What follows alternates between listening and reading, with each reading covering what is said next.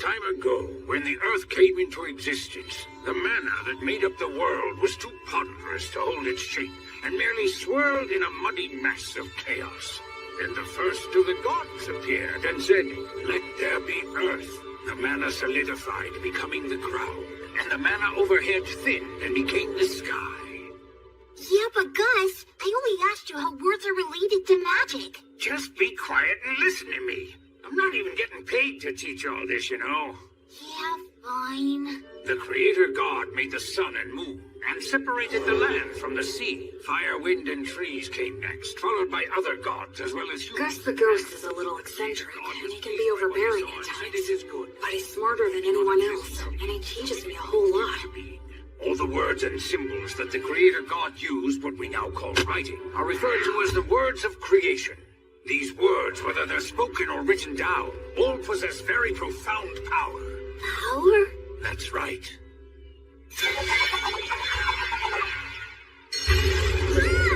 If you write the word Ignis, it defines the existence of fire, and then if you speak the word Erasmus, that is, the word which means erasure, the fire will be extinguished. And that's what magic is. The power of words. Magic.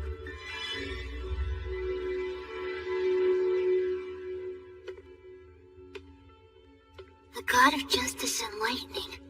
Volt. The Earth Mother. Mater. The god of fire and technology. Blaze. The god of wind and commerce. That's Whirl. The goddess of water and greenery. Rhea Sylvia. The god of knowledge and light. Ancient words of magic offered up to the gods. Words of creation. Oh, I get it. Parts of the inscription are scratched out so the word's powers won't activate. Gracefeel.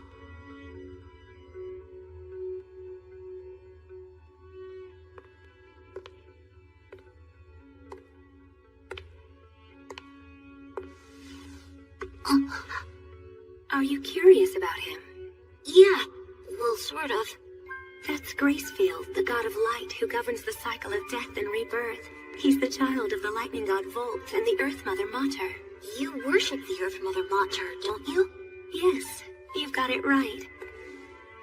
She's the god of child-rearing and the bounties of the earth. Of the 6 principal gods, she's particularly revered by people in rural areas. So when you do your daily prayers, the Earth Mother is the goddess you pray to, right? Mary? What do you say we head back and have dinner now? Sound good? Yeah!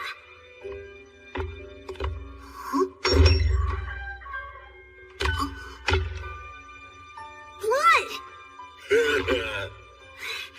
Oh, wow, that's a really nice boar! Oh, you're gonna get some tasty meat up in this guy today, Will. Thank you so much! Hey, that kind of hurts. Wow, looks tasty. Go on, eat up. Don't worry, I will. It's so good. Thanks so much for the food, Blood. You too, Mary. Yes, gratitude is good. After you grow a little bigger, I'll teach you how to go and hunt for yourself, too. What? Hunt? Hunting teaches you all kinds of valuable lessons, although you're gonna have to get used to taking lives. What's wrong? Are you losing your nerve? Stop it. He's still too young for that. She's right. No? He needs to learn the basics before that. But I must say I'm impressed. I can't believe he's only 3 and he's already learned to read and write. He just might be as much of a genius as I am. I don't think it could hurt to teach him some magic. Hey, come on, give us a break. What if he becomes an old miser with an oversized brain like... Blood the skeleton looks scary, and he can seem out of control. But he always keeps things lively and friendly. Who do you mean? What's with the crack about the overtime? Hey, Mary. About this bread, just when do you bake it? That's a secret. Huh? The 3 of them keep a lot of secrets. Like why they live here, and why there are no other humans here except for me. From the time I was born, I've never met anyone else but the 3 of them. But the biggest secret is, why are they undead? There are so many things I want to ask them, but I can't. keeping a secret from them myself. That secret is...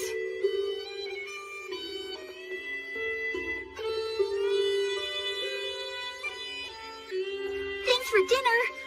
that I'm a human who still has memories of my previous life. My memories are vague and murky, and I can't get them into sharp focus. A ceiling? It's a monster!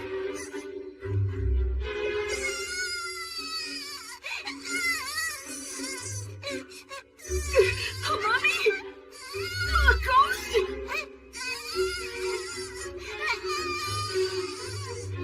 They're gonna kill me!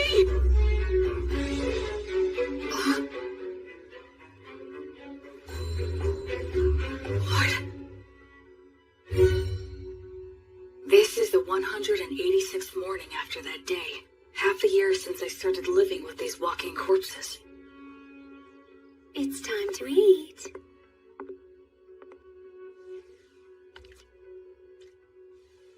What a good boy you are, Will. Oh, are you feeling full already? I can't speak it very well, but I can generally understand the language that they speak now. Shall we go take a little walk outside today? Outside? I've never been outside before. She smells like incense. I wonder what it's like outside the temple.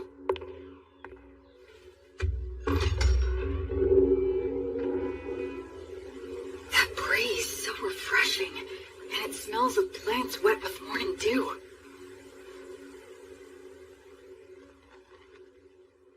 Isn't it beautiful out here, Will? It really is beautiful. There, it's all right. There's nothing to be afraid of. At first, I thought I'd fallen down into hell. After living such a hopelessly vague and empty life, such a punishment would have been a surprise. No, I'm wrong. This is no punishment. It must be the grace of God. I feel like something that I'd wastefully thrown away without a second thought was given back to me once again. Oh, Will, my sweet, tender little boy. This time, I'm truly going to live. I'm going to live in this world.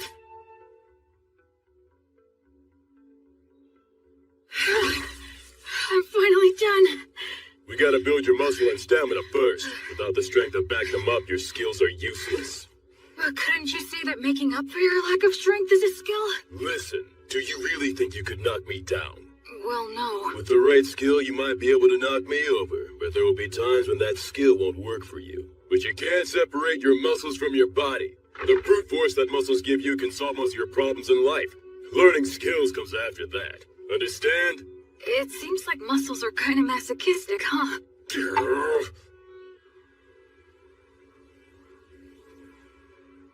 Flammo Ignis! You're assholes! Fool, your pronunciation's imprecise. Given your talent, you really need to learn to control your accuracy, or you'll kill yourself. That's scary. Well, magic can be a scary thing.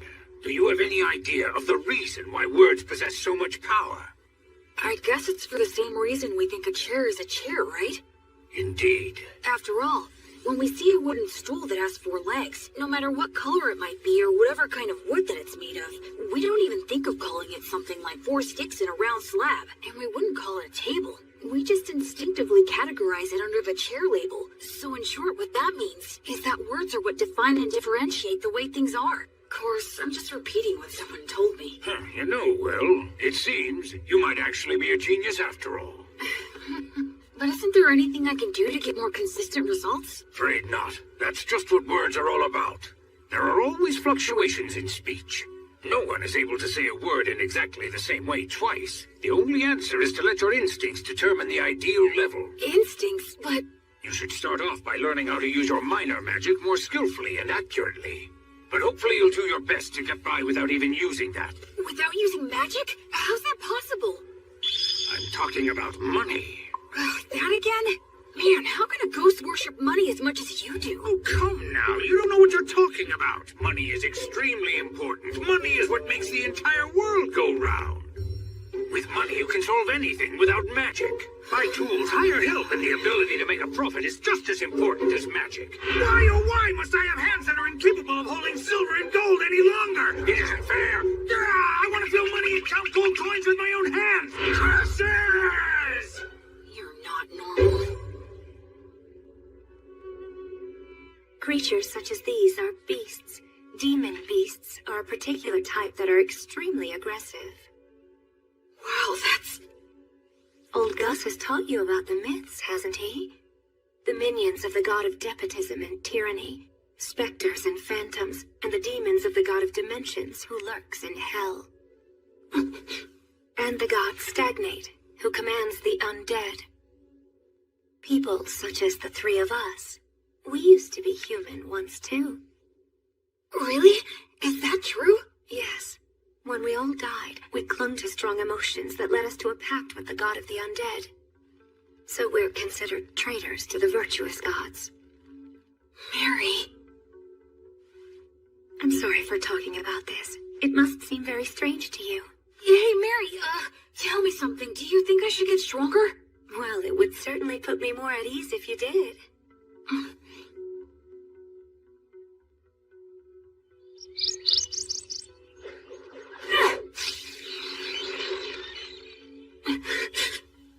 Don't make it suffer. Just snap its neck quickly.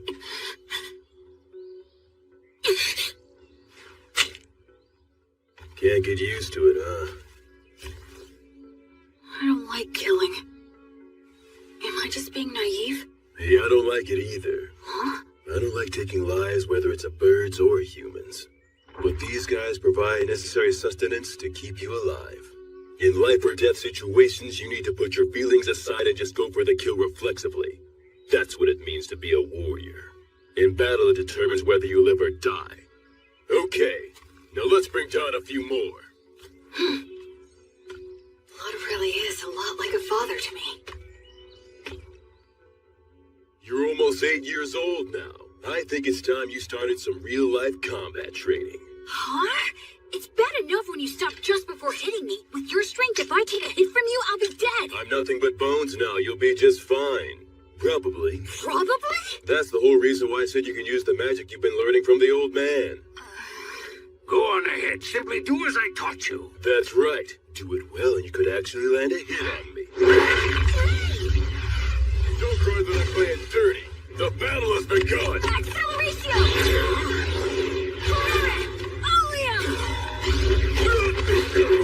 Catarrhea radio! Not too shabby.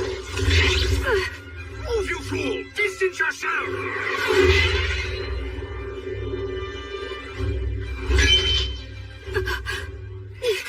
Come on. I told you never to close your eyes during a fight, didn't I? I'd like to say that you've got a long way to go, but frankly, you surprised me. I thought you'd just randomly unload a bunch of crazy magic on me. Gus keeps on telling me that I should learn to use minor magic more skillfully and accurately. Not just relying on sheer firepower. That's exactly the style that was used by the renowned sorcerer who went by the name the Wandering Sage. Are you talking about Gus? Yep. In his time, he exterminated monsters, calmed raging rivers, and rediscovered ancient languages. That was all long ago.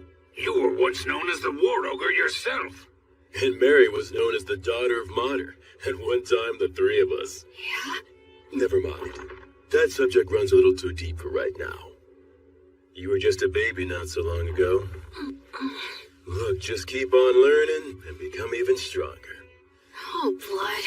On the day when you brought a human child back here, my first thought was that you shouldn't have even bothered. But it occurred to me that if I educated him, he might be of Hey, use. old man! Nothing that I said was incorrect. I now recognize his true talent and am teaching him to use it, aren't I? That's not really the point. I know that's just how you are. And frankly, I wouldn't expect you to change your ways now. I even think it suits you. But what you said wasn't necessary. Can't you imagine how it feels to hear that? You're right. It was quite thoughtless of me to say that. And I'll be more careful in the future. So I apologize to you, Will. Oh, It's okay. It didn't bother me. I can't believe it. Gus apologizing? Gus? It was rude of me to get all aggressive like that as well. Sorry. You being impolite is nothing new to me. What?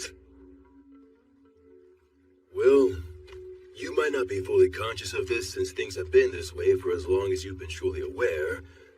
But nevertheless, you know you're not like the three of us, right?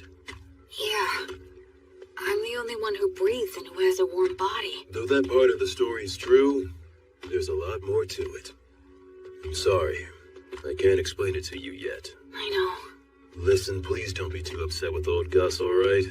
He never bothers to choose his words very carefully or show consideration for others. I'm really not mad.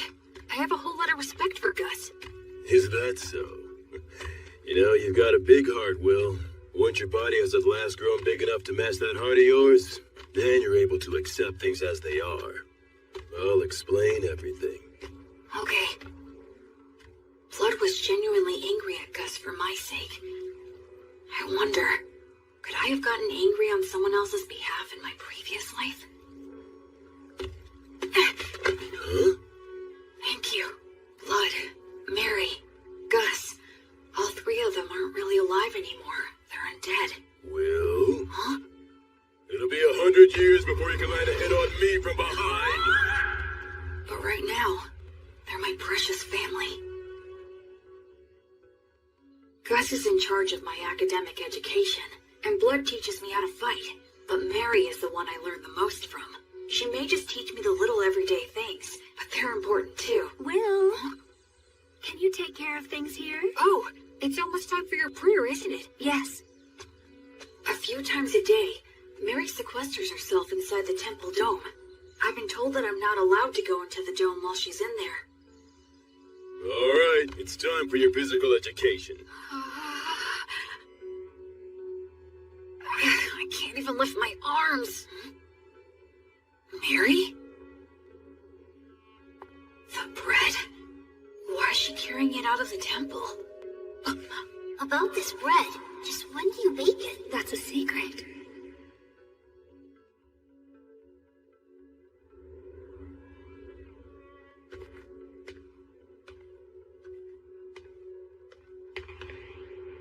I'm sorry, everyone, but I just have to know. No,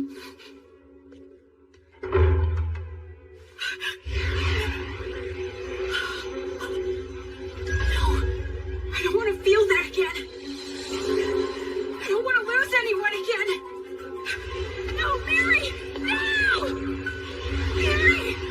Mary! Mary! Mary! Guys! Blood! Guys! Come in here, quick! Help Mary! Help her!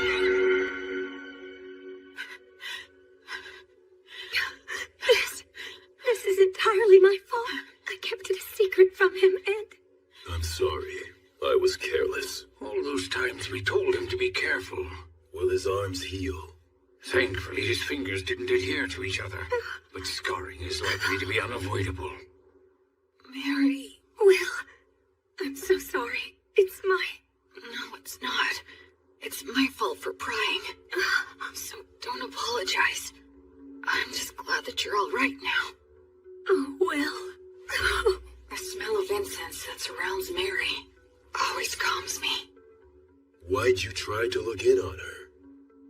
I just got curious. I thought that I finally might be able to find some kind of hint about what you guys have been hiding from me. I told you I'd explain someday. Blood! Be quiet, Mary. Well then, Will, anything else to say? No, I'm sorry. From now on, check with me or Mary before you do anything. Okay. That said, the way you jumped in there to help Mary was impressive. Those scars will be your badge of manhood. Well, I am your student. But all that got you was unnecessarily wounded. Still, out of respect for your lack of fear toward the fire, I'll teach you this. That bread is a gift from the Earth Mother Mater. It's essentially the goddess's divine protection, her blessing. You can call it whatever you like. Then why were you on fire? Because I betrayed her. The fire is simply a consequence that I must suffer. The god of death, Stagnate, with whom I formed a contract, is the enemy of the Earth Mother Mater. In fact, all three of us formed a contract with him, so just coming in contact with her divine presence causes us to burn. That's sad. I don't expect to be forgiven. Why do you still pray to her? Is it just for my sake? Oh no, Will. It's not. I had been praying to the Earth Mother every morning and evening long before I ever met you. That's my daily ritual. Doesn't it hurt? Of course it does. So much that I could cry. Mary. But even though I've betrayed her, and that is her retribution, I must endure the pain. I shall still continue to revere the Earth Mother. Mater never says anything to me, but every single day she blesses me with bread for you. That alone is more than enough of a saving grace for me. I'm so sorry I didn't tell you, but I certainly hope that you'll continue to eat the bread that's provided for you. Yes, of course I will. But also, I'd like to ask you a favor. What is it? From now on, I wish you'd let me pray with you. Oh. I just wanted to be able to understand what Mary goes through, even if it's only a little bit. That's why I asked her for that favor. The original creation was destroyed by the evil gods that it had brought into existence. It was then that the infamous Age of War among the gods began. The giant statues in the temple are of the virtuous gods, right? That's exactly what they are, to a human. What does that mean? Among the legends told since ancient times, there is a battle between the lightning god Volt, the king of the gods who governs order and judgment, and his elder brother, the war god Iltreat. The elder brother had the advantage in the beginning, but Volt, with the divine protection of his wife, the Earth Mother Mater, banished the war god to the depths of the earth. The war god continues to lurk within the earth today, vigilantly plotting his revenge. There are other similar stories, but all of them take the same general shape. Now, what are your thoughts? Isn't that story just a fable? You think? Ruling in this world starts with violence and despotism, but eventually, agriculture starts to thrive, and law and order begin to reach everyone. But over time, that can also lead to violent overthrows, or something like that. I see. You are very sharp indeed. Volt, the god of order and judgment, is a virtuous god. The war god, on the other hand, is considered an evil god. But if that order becomes corrupt, Volt could become an evil god, and by defeating that corruption, Iltreat could become a virtuous god. In short, the concept of virtuous gods and evil gods is ultimately a distinction applied by those who place their faith in them. I suppose the priests would not be pleased with me for saying so, however. Naturally, you must not speak of this to Mary. I won't, don't worry. Besides, the gods normally think about things based on different standards than ours. It's impossible for one with a human sense of good and evil to gauge their true intentions. Hey, you know what, Gus? You're pretty rock and roll. What on earth does that mean? Like, you don't fit in any mold, you know? Children truly make up some bizarre words sometimes, but I do like the sound of that.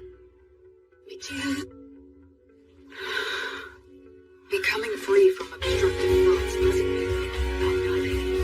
You just block out the past and future and focus only on the present.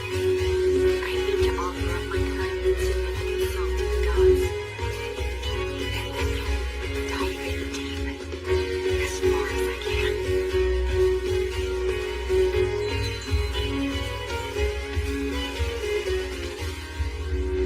The 5-day silent prayer you've undertaken is now concluded. You did very well.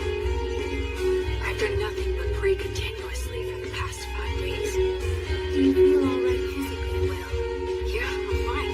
And you're only 13. How remarkable you are. Only because I've been praying with you all these years. It's been 5 years now since my arms were burned. Mary says she has the ability to heal the scars with her blessing, but I chose to keep them, especially because blood called them my badge of manhood. I'll prepare all of your favorite foods for dinner tonight. All right! Memorize all of this by tomorrow. Huh? Gus's lessons became more difficult. There was a lot more to keep track of, but I persisted and stuck to it for all I was worth. And then his lessons became even more intensive. It was as if he wanted me to get so fed up that I'd quit.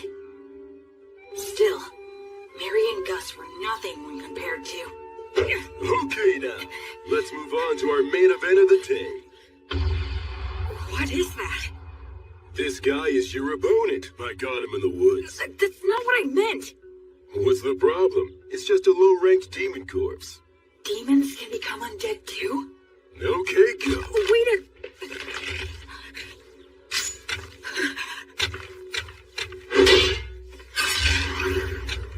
I got him! Look, Blood, I beat him! Yeah, good job there. So this is what they mean when they say a trained warrior can kill with mechanical reflexes. Yeah, I guess so. Huh? What is it, Blood? Well, for your first killing match, that wasn't too bad. Hear me? I said it wasn't all that bad, so don't get a big head. Oh, is that what you meant? Well, I'm more or less a genius, wouldn't you agree? This kid just might be a genius. Come on, aren't you gonna chew me out for that? Okay. How about we speed things up now and try something harder, genius? I always saw the ruined city from the top of the hill. That day was the first time I set foot in it.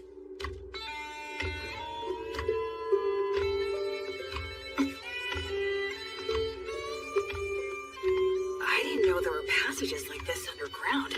Yes, humans and dwarves used to inhabit this place. Their blacksmith helped me out a lot. But now it's solely a danger zone that's filled with mindless wandering undead. That's why we never allowed you to enter here before. This spot should be good. You've got your stuff with you, right? Yeah. The shield, sword, jerky, bread, and water skin. Those things will be everything to you. Okay? Now escape from here. Huh? I'll be waiting for you outside. Don't you die now. Wait a minute, Blood! He can't be serious! Roman! Blood? The exit is this way, right? But what was it that Blood just said a minute ago? This place is... Of course.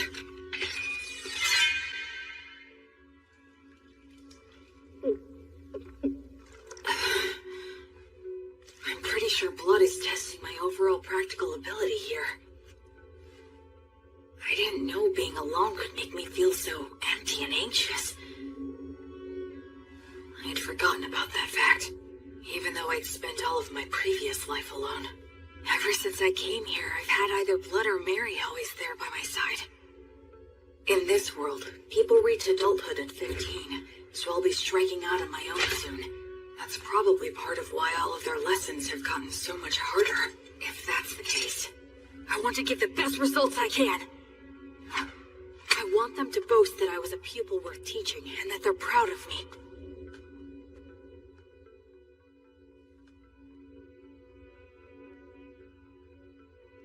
That's probably an undead Froskus demon wandering around. They can use the words. They're stronger than any opponent I faced. Should I stay hidden and slip past it, or go another route? Think. What would Blood do?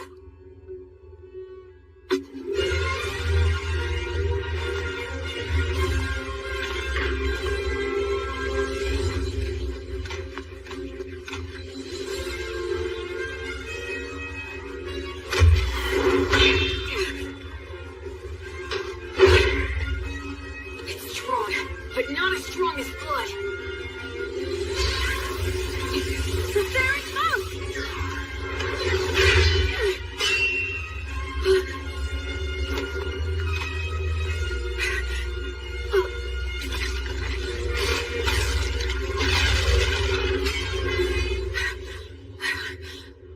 Oh no, this is not the place to be stuck without a weapon.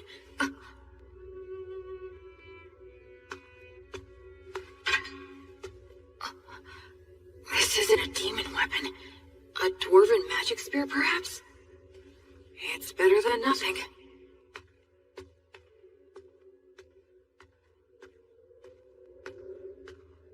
I can feel a bit draft in here. Maybe I'm near the exit.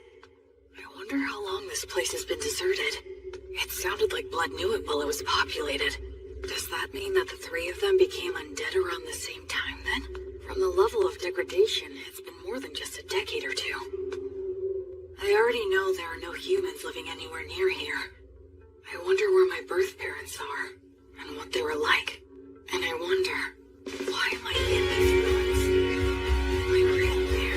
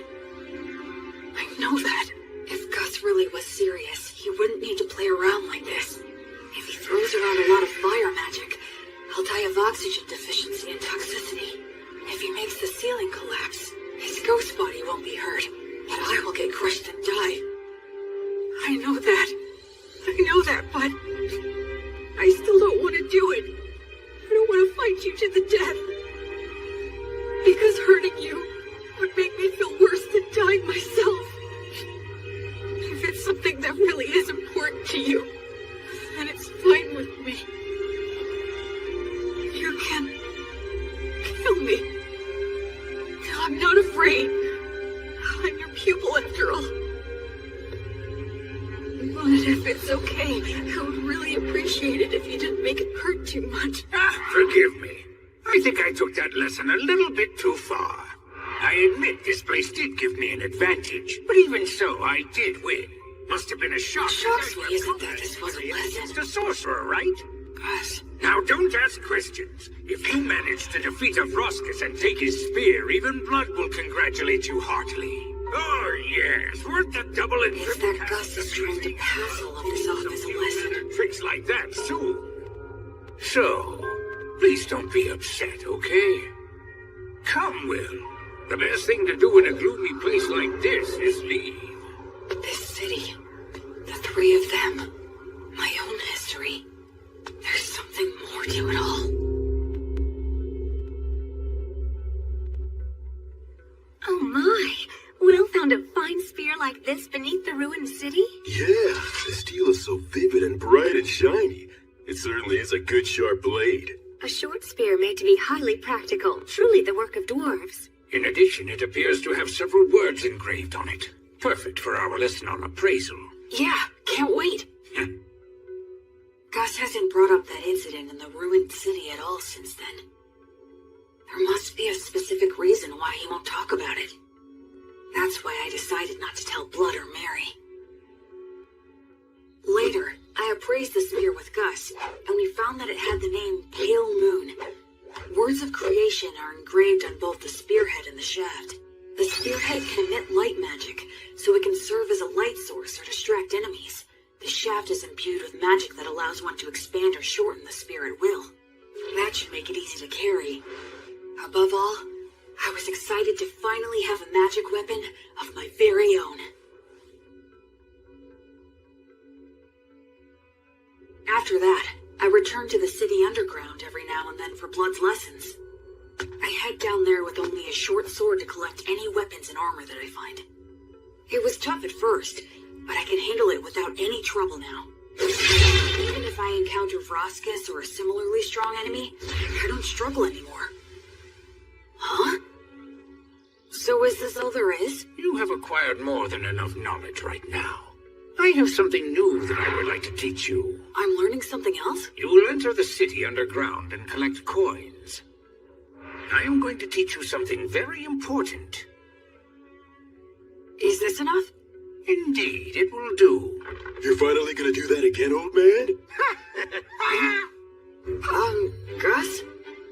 Yes?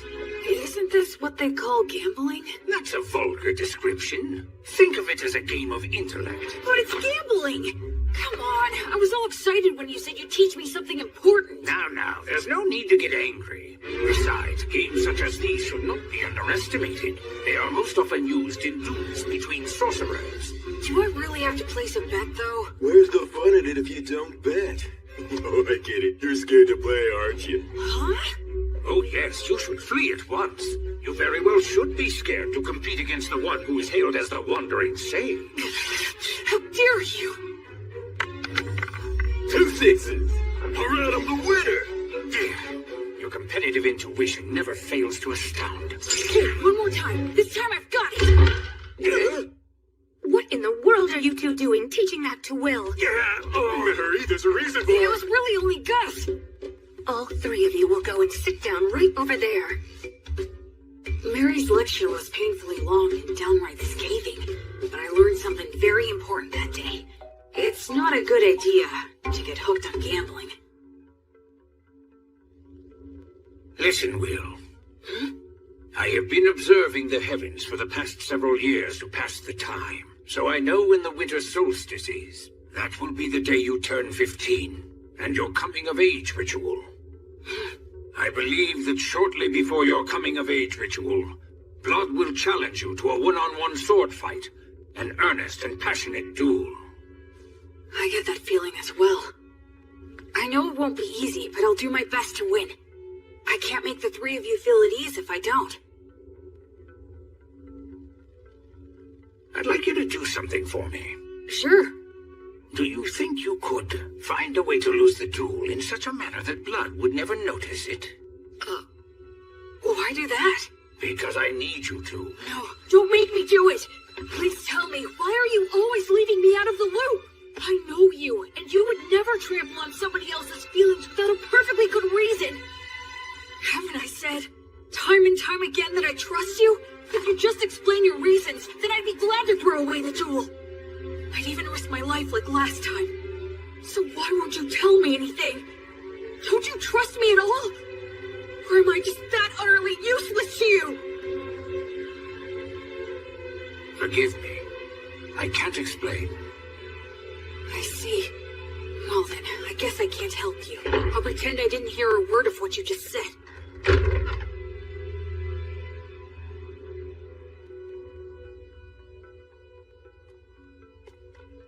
In your coming-of-age ritual, you will need to swear an oath to one of the gods and decide which one will be your guardian deity.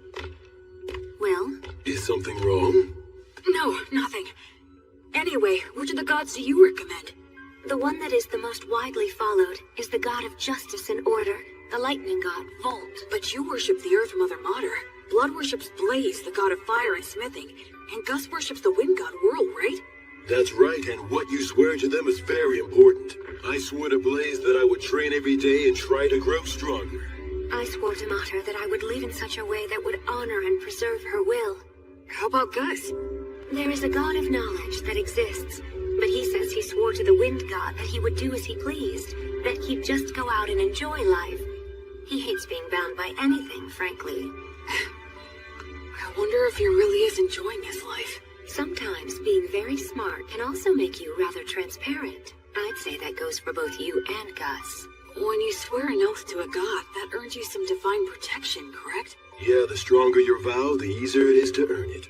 But they also say that you will be destined to experience many hardships in exchange. So don't swear your oath hastily in the heat of the moment. As they say, either you become a hero, or you die. An oath, huh?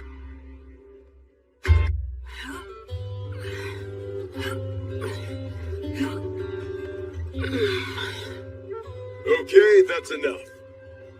You've gotten a lot stronger. So what are we gonna do today? Can we spar? Nope, today is all about this. What is it? Here you go. Take a sniff. Why do you have this? I thought we could drink it together. I made it myself by mixing honey in with some forest grape juice. And that honey wasn't exactly easy to get, you know? Is there something wrong? No, just come winter solstice, you'll be an adult. And a man's gotta get used to this stuff. But won't Mary be mad about this? Not if we keep it a secret. In fact, it'll only be between us men. Okay, let's drink. All right, here you go. Cheers. Whoa, nice! That's delicious! Even better, I get to drink it with you. Yeah, it's good.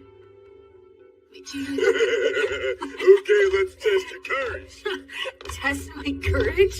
We're gonna take a little peek at Mary while she's changing. Won't we get in trouble? Say what? Come on, follow me. The hallway's spinning. Hey, you okay? I'm fine, I'm fine.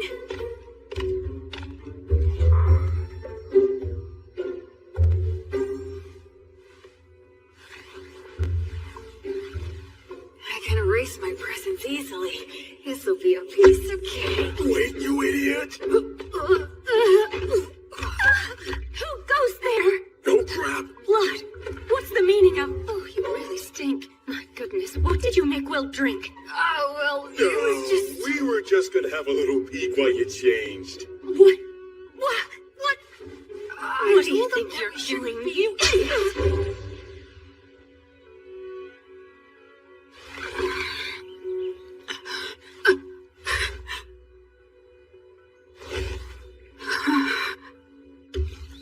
My voice had been changing, so I knew I was due for my first wet dream. I'm sure it was caused by Mary changing. Mary changing. What are you watching there, Will? Is that what I think it is? Laughing! I really gotta be careful not to drink too much. Today's the day of my battle with blood. Once this is over, I'll probably be leaving this jungle by spring. Do you think you could find a way to lose the jewel in such a manner that blood would never notice it? Okay. Will. Come on, I'll help you get changed. As of tomorrow, you'll be an adult. So, have you decided which god you're going to swear your oath to yet? Yeah. I've got an idea. Oh, well, that's good. Mary, I'm gonna win today. Okay.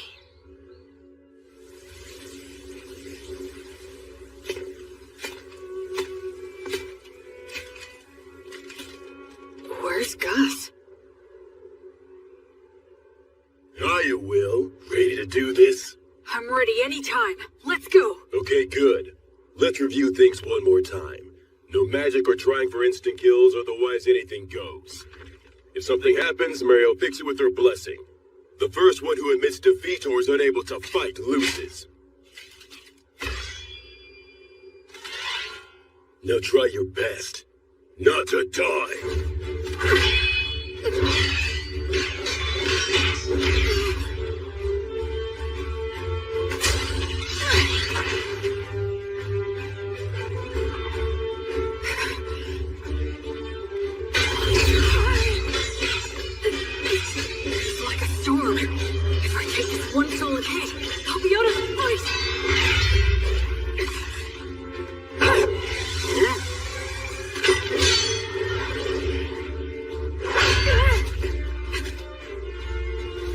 Thought you could get in close, didn't you? Oh man, this is infuriating. It's a challenge to avoid when blood strikes perfectly. But if I receive one with just my sword, it'll shatter along with me. So how do I survive his strike and get into the gap between us? There's only one answer. Here it comes!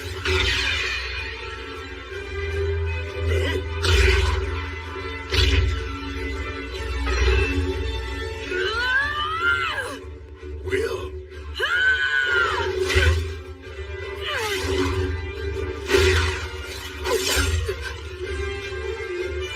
He's holding my sword between his ribs. That's actually pretty good.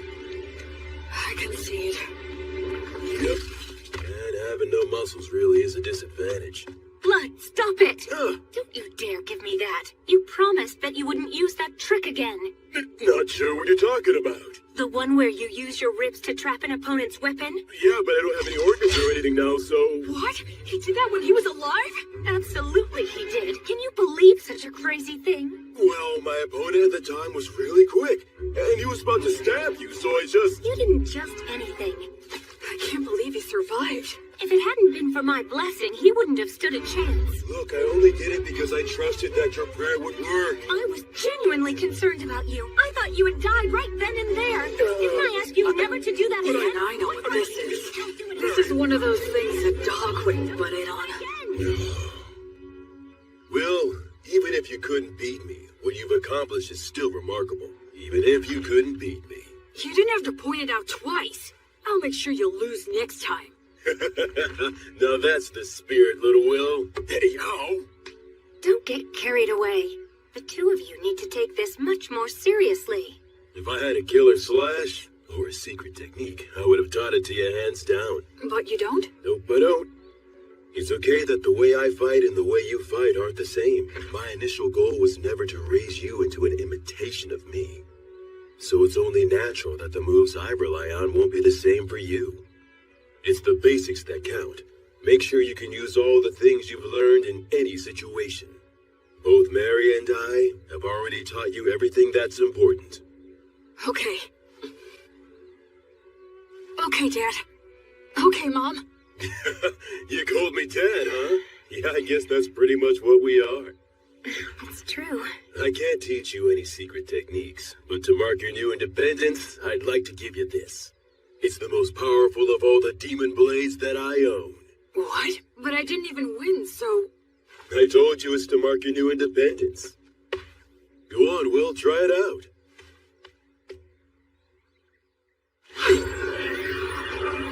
It's called Overeater, and it ranks at the very highest level of demon blades. It can even cut down one of the god's echoes, so long as it can reach them. The words engraved on it are too hard to understand, but I can sum up its effects. If a living being is cut with this blade, its wielder can recover life force with each cut. Huh? Recover their life force? Uh-huh. As in, you can swing it around without even thinking about it and still be the last man who's standing. You're a smart kid, so I'm sure you understand this. But don't overuse it. It makes its wielder feel a whole lot stronger than they actually are, but it's not the type of demon blade that benefits one's spirit. The more you use it, the more you need it until you are so weak there's nothing left. And the life and death cycle starts again. That's part of what makes it a demon blade. Anyway, I've said a lot, but I'm sure you'll be fine. Both seem to have faith that I can maintain the ability to use this sword properly. But am I really someone who is worthy of their faith? Well, if I'm gonna give you a demon blade, I guess I gotta tell you about its history, too. And of course, I'll tell you what you've wanted to know all along. What? He's talking about what I've wondered all these years. You are a grown-up now, after all. I promised I'd tell you once you grew up. Your mind and body have become plenty big enough by now. Listen up. It's the tale of the king among demon kings who tried to conquer this continent. He's the one known as the High King of the Eternals.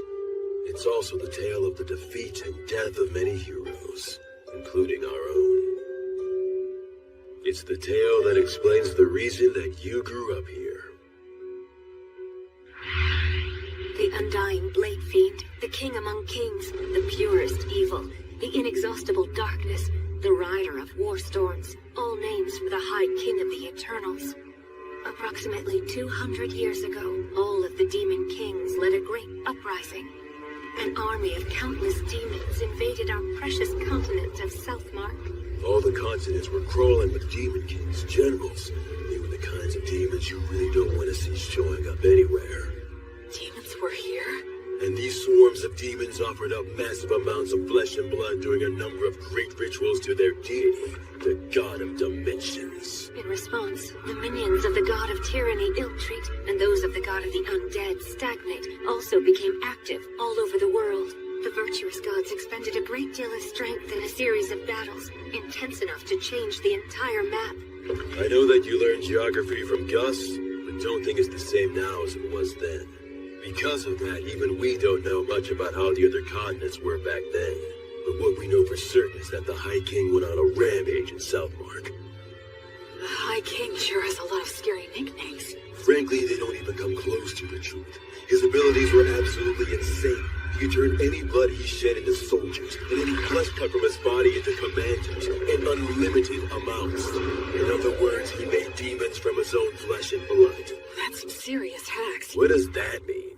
It means he's a cheater. Blades are the only thing that could harm him. Using arrows and magic wouldn't even leave a mark. His weapon of choice was Overeater. He was a madman who roared with laughter, creating armies by cutting down enemies and getting cut himself. Eventually, he came to be called the High King, meaning the king of all kings. This city was once a vital hub for lake transportation, but it only held out for a matter of days before it fell. The High King made his home in the city and mass-produced demons who took advantage of the water routes to attack all the surrounding settlements. Nobody could kill the High King. The destruction of the continent of Southmark was assured, and just when everyone had begun to believe that, Gus came. Augustus, the wandering sage, suggested that now was the time to strike down the High King. Why would Gus say that now was the time? Was it even possible to kill the High King? An army of demons, a demon blade, the city underground, Blood's combat techniques, Mary's blessing, Gus' tactics. Gus was... I get it. You understand? Really? You do? Yeah, I think so. Gus was hoping to pinpoint the enemy's location, then invade via the underground with a few elite soldiers and steal his demon blade in battle. It was most likely the only way, since the High King couldn't be killed. The premise was probably that he could heal using the demon blade. However, the demon blade is a weapon that can be stolen, so stealing it would change everything. To do it, Gus would use great magic to wipe out all of his minions and face him one-on-one. As long as Mary kept them both healed with her blessing, no new demons would appear. From there, Blood would do what it took to steal the demon blade. This was certain to be successful. How can you be so sure? Because the proof is that you own the demon blade. And that's how the High King died, I guess. After that, then... Not exactly, Will. It's clear you really are a genius, but you came to the wrong conclusion. You see, I, didn't quite succeed in killing him. Wait a minute. You didn't kill him? That's right. Gus made use of every factor visible to him to draw in any possibility of killing the High King. The thing is, the factors he could see were incomplete. The High King revealed his true nature, taking on the appearance of a hideous, grotesque warrior. And then... well... He was a better swordsman than I was. I couldn't touch him. I fought opponents bigger than me many times before, but he was the first one where nothing I did could reach. Even you were no match for him? Yes, even my buddies who formed a wall outside after entrusting everything to me were crushed one by one. Thankfully, I had the support of Gus's magic and Mary's blessing, and the High King was wounded. Despite all that, I'm pretty sure he made it one level higher, enough to become something I couldn't kill so long as I lived. To this day, I still wonder what I was lacking. But it's too late now. You know why, don't you? The undead can no longer grow. My sword skills can't improve any further.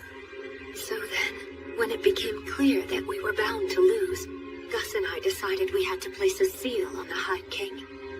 We couldn't kill him, but we could do that. So you mean they completely gave up on Blood's chance of winning altogether? Thankfully, the technique worked, and the High King was sealed deep beneath this land. In other words, unfortunately, in the very end, we couldn't fully believe in Blood. And then... Mary? And then an echo of Stagnate descended down on us. What? But an echo is a body double of a god, isn't it? So then what? The evil gods act individually, each following their own principles. They'll cooperate if it's in all parties' best interests, but the opposite is also true. I guess that Stagnate wasn't too happy with any of it. The High King was a monster that could slay a god's echo using Overeater. He thought it would be better for him if the High King was sealed, so that's the reason he offered us a deal. You three are exceptionally gifted, so become undead and fight on my side, he said. But that is... If we agreed, he would get rid of the demons in this city, and after that, we could just watch over the seal as we pleased in our immortal bodies. Stagnate couldn't bear to watch the tragedies of life and death, so he hoped to create an eternally stagnant world with no more tragedies by turning as many exceptional souls as he possibly could into the undead. And we had caught Stagnate's eye. Isn't it more accurate to say he set his eyes on us? He told us to choose, but there was no choice for us to make. We willingly accepted his hand. Since my flesh was all cut up, I became a skeleton. Mary was burned by Martyr's flame, so she became a mummy. And perhaps because he had no attachment to his aged body, Gus became a ghost. Mary did tell me once. Because I betrayed her, the fire is simply a consequence that I must suffer. The god of the undead then cleared out the entire city. His power turned the lower-ranking demons undead. It's something that should not even be possible. And the undead demons still roam the city to this very day. And so that's how we became the guardians of the High King's seal, as the highest-ranking undead. In the years since then, we've buried our former allies, and Gus set up a security net that uses magic, allowing us to continue protecting our treasured city. There was nothing left for us to do. You can see that we are bound to the city by our contract. We can't even learn what goes on outside. The three of us began talking about the possibility that humanity had already died out. And then you came along. Or speaking more accurately, it was the demons who brought you here. Oh. So then, I was meant to be a sacrifice to break the High King's seal. No wonder you couldn't tell me before. You couldn't bring yourselves to do it. Yes, as crude as he is, even Blood was careful about that. I can't believe you just called me crude. After the demons were defeated, we argued with Gus a little bit over what we should do with you. Argued? Gus made it known he was against it, but Blood and I decided to go ahead and raise you anyway. That's why Gus said that. On the day when you brought a human child back here, my first thought was that you shouldn't have even bothered. The fact that the demons were able to bring you here means that there must be a place outside that's inhabited by humans relatively close by. I'm sure you're imagining that the situation outside looks pretty grim right now, but if that's the case, you simply need to build the strength to bust through it, just like you already have been doing. So that's the story of why I'm here right now, huh? I'm about to head into a nation of people who survived the Great Uprising. I'll take with me the strength that the three of them gave me. One day, I'll come back to this city. I'll bring my family and friends and introduce them. I could even rebuild this city. I know that one day... Well, be happy, and don't forget to pray so you can do good. Huh? You were the best people I could have asked for. Even in today's test in terms of substance, you bested me. You clever, precocious son of mine. I sure love you. Keep getting strong. In no time at all, we became a real family.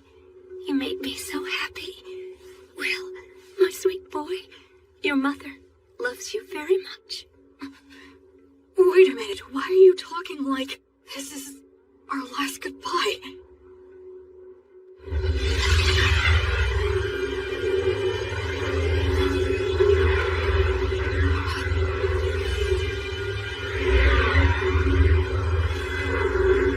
As you said your farewells, hero,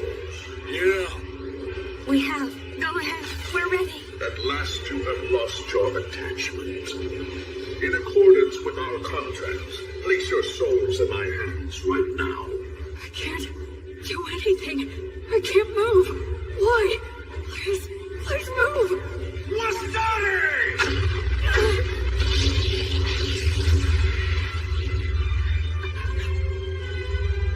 Oh yes, there was a magic user left among you. Will, take Blood and Mary and get out of here.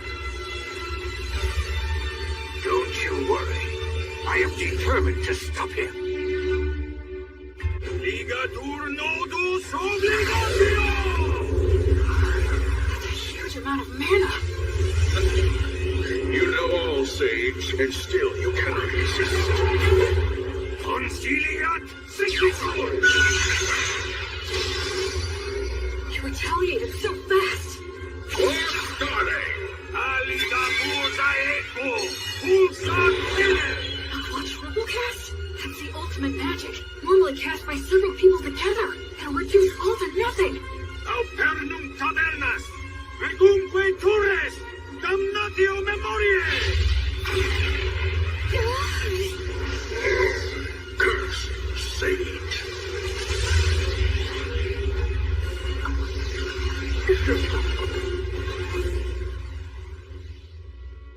Quaere, ambulare alle vita, noli fugito. He didn't get a hold of your souls, did he? Nah. It seems not. That must have been terrifying for you.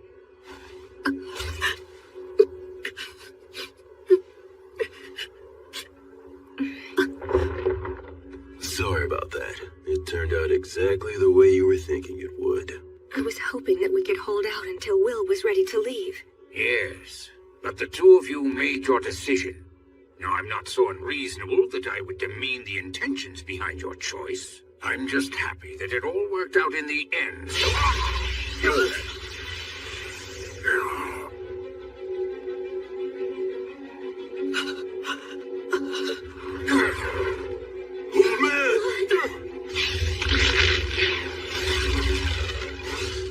To think you were able to destroy my body all on your own.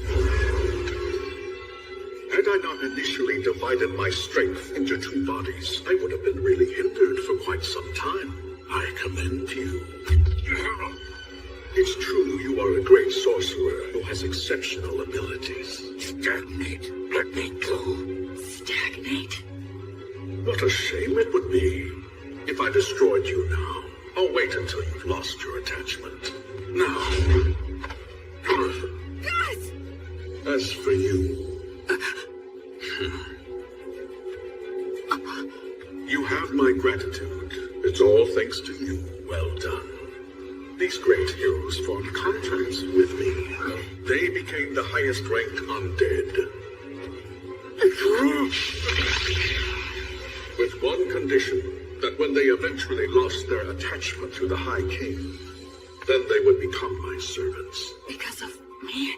That's right. Thanks to you, the sage's attachment was weakened, and the war ogre and beloved daughter lost hold of theirs completely. I'd say you did a fine job living as their son. That's because I was reborn. And I wanted to live right this time around. It seems that was a shock, and for good reason. I have an idea. Why don't you come and join my army as well? Then you can continue to live harmoniously with your beloved family. But I won't force you to decide right now. Tomorrow's the winter solstice, on that loathsome day when the sun is at its very weakest. I will seek out your answer in the evening.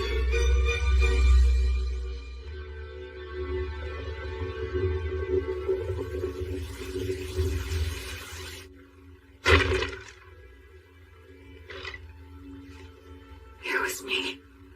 I took Blood and Mary's attachment away from them.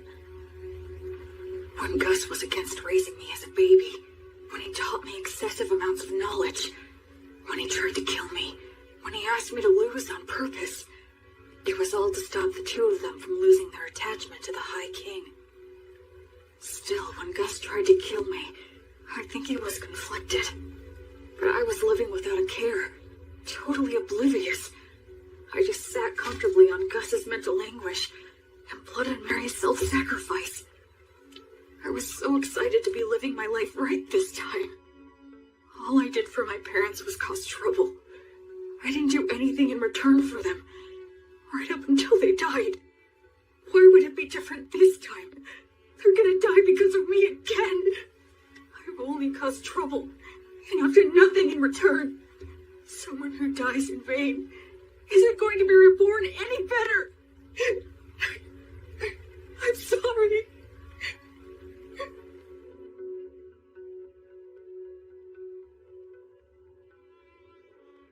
Hey! Damn, your face is a wreck, boy. My goodness, it is. Get up, Will. You shouldn't sleep on the floor in the middle of winter. I'm so sorry. Don't be, Will. We all end up paying off our debt for the dumb stuff we did a long time ago. Though it was old Gus who knocked the debt collector into orbit, blowing up his contract and failing miserably. A contract that's forced on someone by extorting their weakness is no contract at all. He deserved to be knocked into orbit. I've got to admit that it was rather exhilarating to see Stagnate's pale face slowly being erased. Well, you took one of them down. Perhaps the strength of all three of us could take the other one down. Now that's the spirit. By all means, that sounds like a great plan. They're faking it. Well, would you look at that? It seems that you're all grown up now, Will. Get out of here already. You'll just have to be content with the idea that your farewell gift is everything that we've taught you so far. I'm sure you'll be just fine, Will. Absolutely. Those are my thoughts as well. You're wrong. You're all wrong. I'm not who the three of you think I am. Talk to us, Will. I have these memories of a past life. I was a totally worthless person. So when I was reborn, I thought that this time I could live my life right. But I made you three suffer without ever knowing it. Even in my past life when my parents died, I have no idea how I felt. Because I can't remember. I can't remember anything. After all the trouble I caused for them, I don't even know if I cried. I'm worthless. Trash. Once again, I can't do anything. I can't give you anything in return. I'm nothing but useless garbage. Will, you must grit your teeth.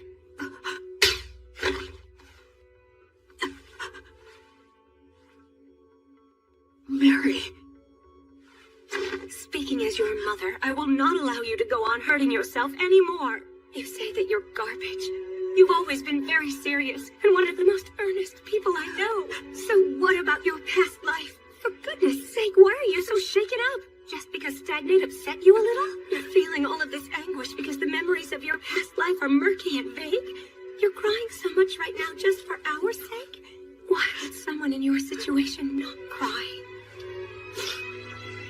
Will, stand up. Stand up.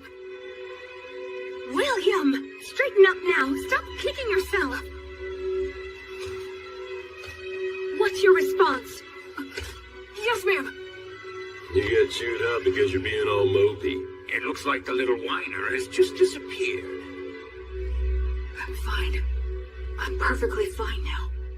Mary was here to protect me. So, I have a favor to ask. Please allow me to protect all of you. Virtuous gods, I will soon go and fight an evil god for the sake of my beloved mother, father, and grandfather. If you would see fit to observe my efforts, please grant me a bit of your protection.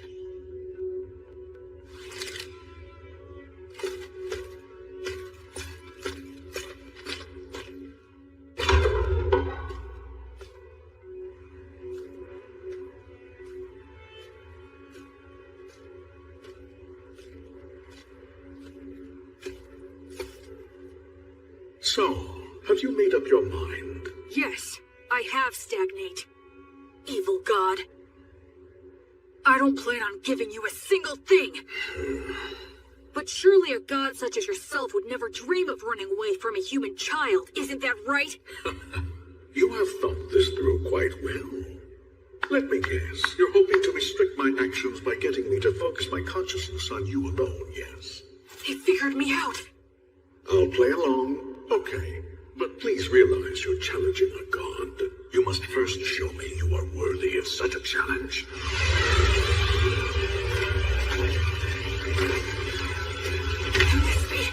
Those three said when they became guardians of the field, they buried all their allies who had been sacrificed. But where? It's obvious. Right here. I am the god of the undead. Undead gods stagnate. I lead an army of undead soldiers. Yeah? So what if you are? Then I'll just take them all on!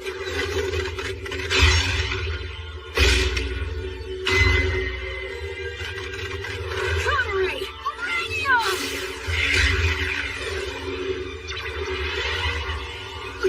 Acceleratio!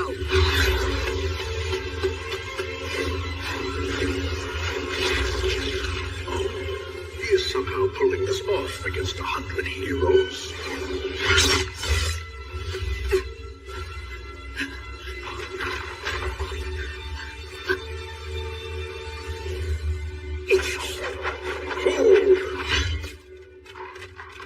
Well, I thought I'd be dealing with you and the three heroes. I'm impressed. Tell me, young man, what is your name? I'm Will. I see. I'm asking you again, Will. Won't you join me? I have taken a liking to you. Your strength, your backbone, everything about you is desirable. I would be happy to welcome you as a general in my undead army. What are you? If you make the choice to come with me, I will free your body from an unpleasant death. You will be able to live closely and harmoniously with your three family relations. There will be no goodbyes or sorrows. If we conquer this dimension, your relationship will last for all eternity. Isn't this world unfair? With its endless and absurd tragedies, I wish to overturn this harsh reality, to create an eternally kind world, free from the horrors and threats of death. I don't think he's lying. I can actually detect a sense of warmth in his words. Come over, Will. Enter a contract with me exactly as they did.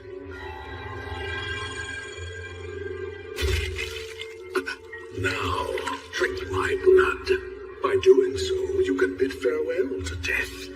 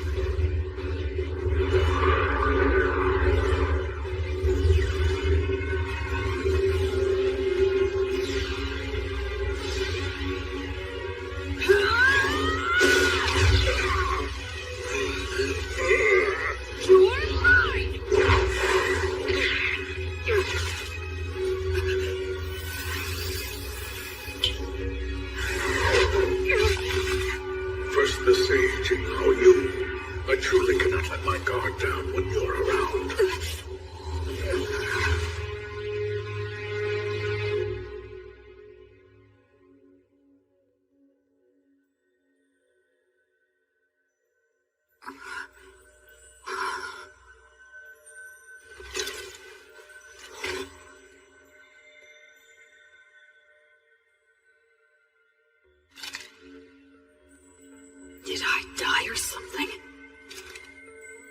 This place feels very familiar, as if I've walked through here before.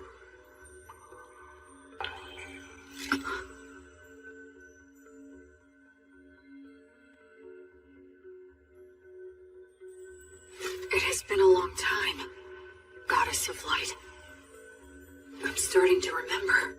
Yes, I've walked under the starry sky before. She was silent then, too. But I remember her footsteps being filled with care and compassion. I thought it was a star, but it's not. coursing souls. They cross worlds to prevent the stagnation of all things. How could I have forgotten this beautiful sight? A question. Okay. Why did you feel the need to reject Stagnate's invitation?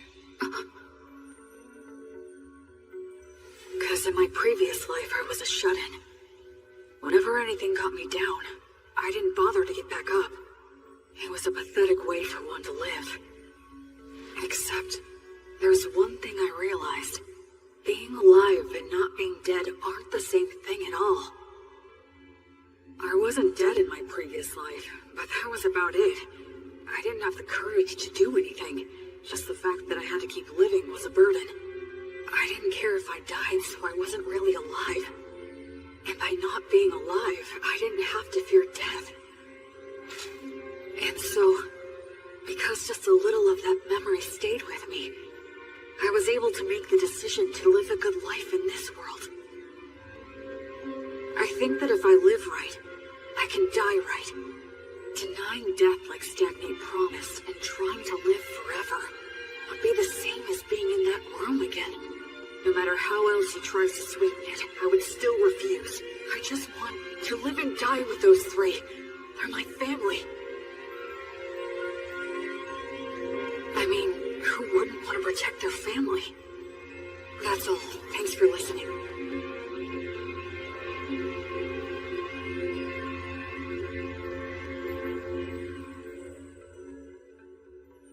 You are William, child of blood and Mary, a soul who has crossed worlds. Yes. You now fully understand the gravity of life. Yes. And you are still prepared to accept death. Yes. You fully understand the despair of death, right? Yes. And you still love all of the lives that will one day burn out. Yes. I finally realized the meaning of it all. Thanks to your grace.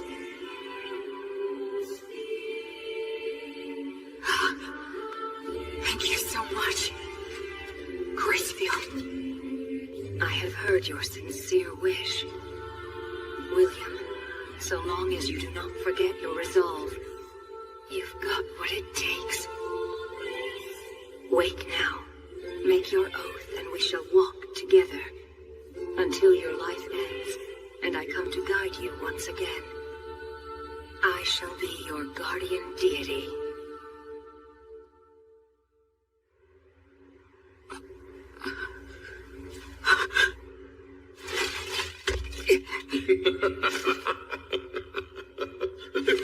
Goddess of the cycle of death and rebirth, Gracefield, please walk by my side. Citing a blessing. What do you hope to get done with that? Such a vague technique is no match for my blood coursing through your... He has a stigma. This is the badge I earned when I learned Mary's prayer.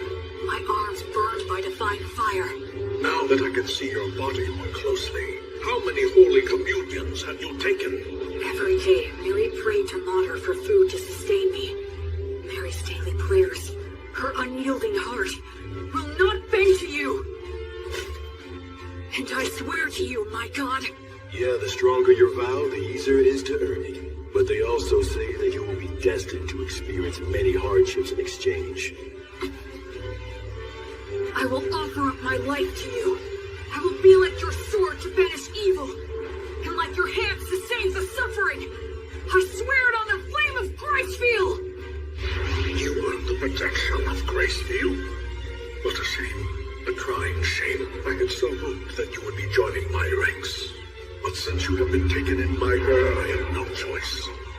God of the undead Stagnate, I will defeat you and fulfill my oath! Unseasoned hero, die with your resolve on death. Kill him! It's okay. I know exactly what I need to do.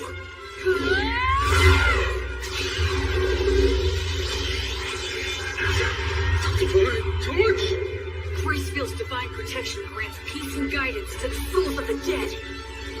How dare a fledgling priest put on such airs? Acceleration! War started!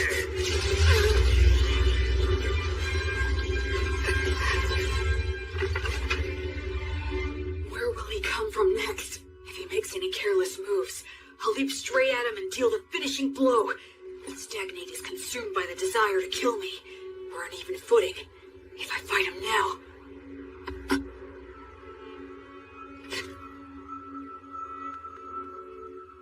Was that some kind of warning? What about? What if it's possible he's not consumed with me at all? No, the temple! Acceleratio! It was all a bluff. He was pretending to be consumed by rage, and then threw up a cloud of dust.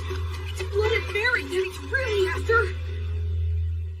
Mary, blood!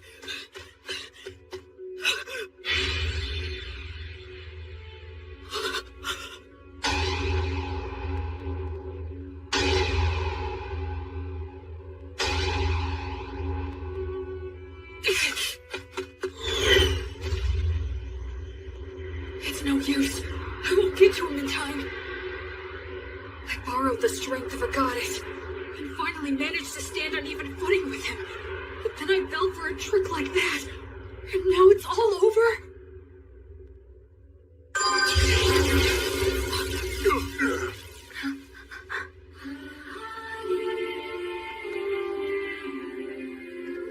I don't remember seeing her before, but I guess...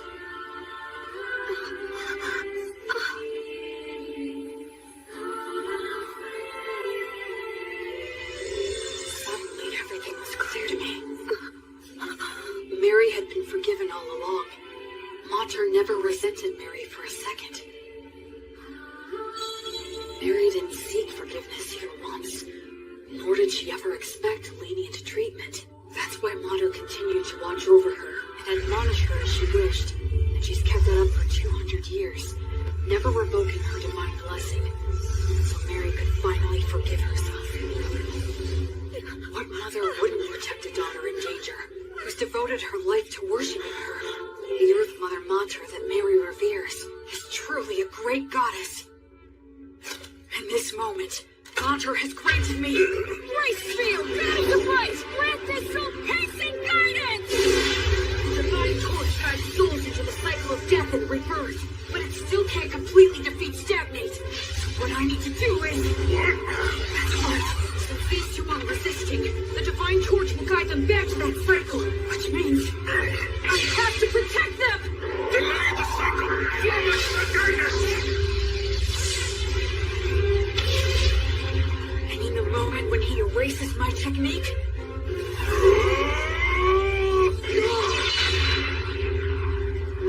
Acceleratio!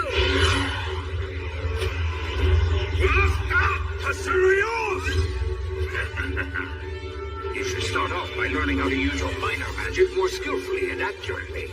An accelerating strike like that is far more versatile than some magic that would erase his existence!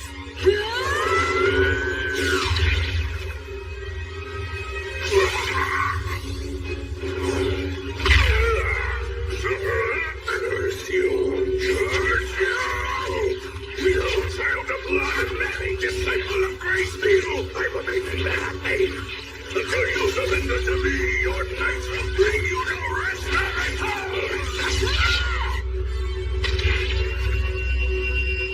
That's the kind of thing a third-rate villain would say. God.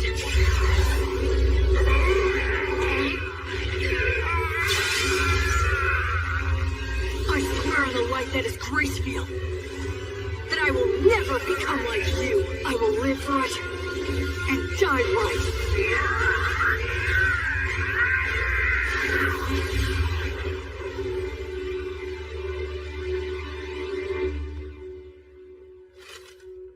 Quietity, ambulare alivita, noli fugito, etium sigillum.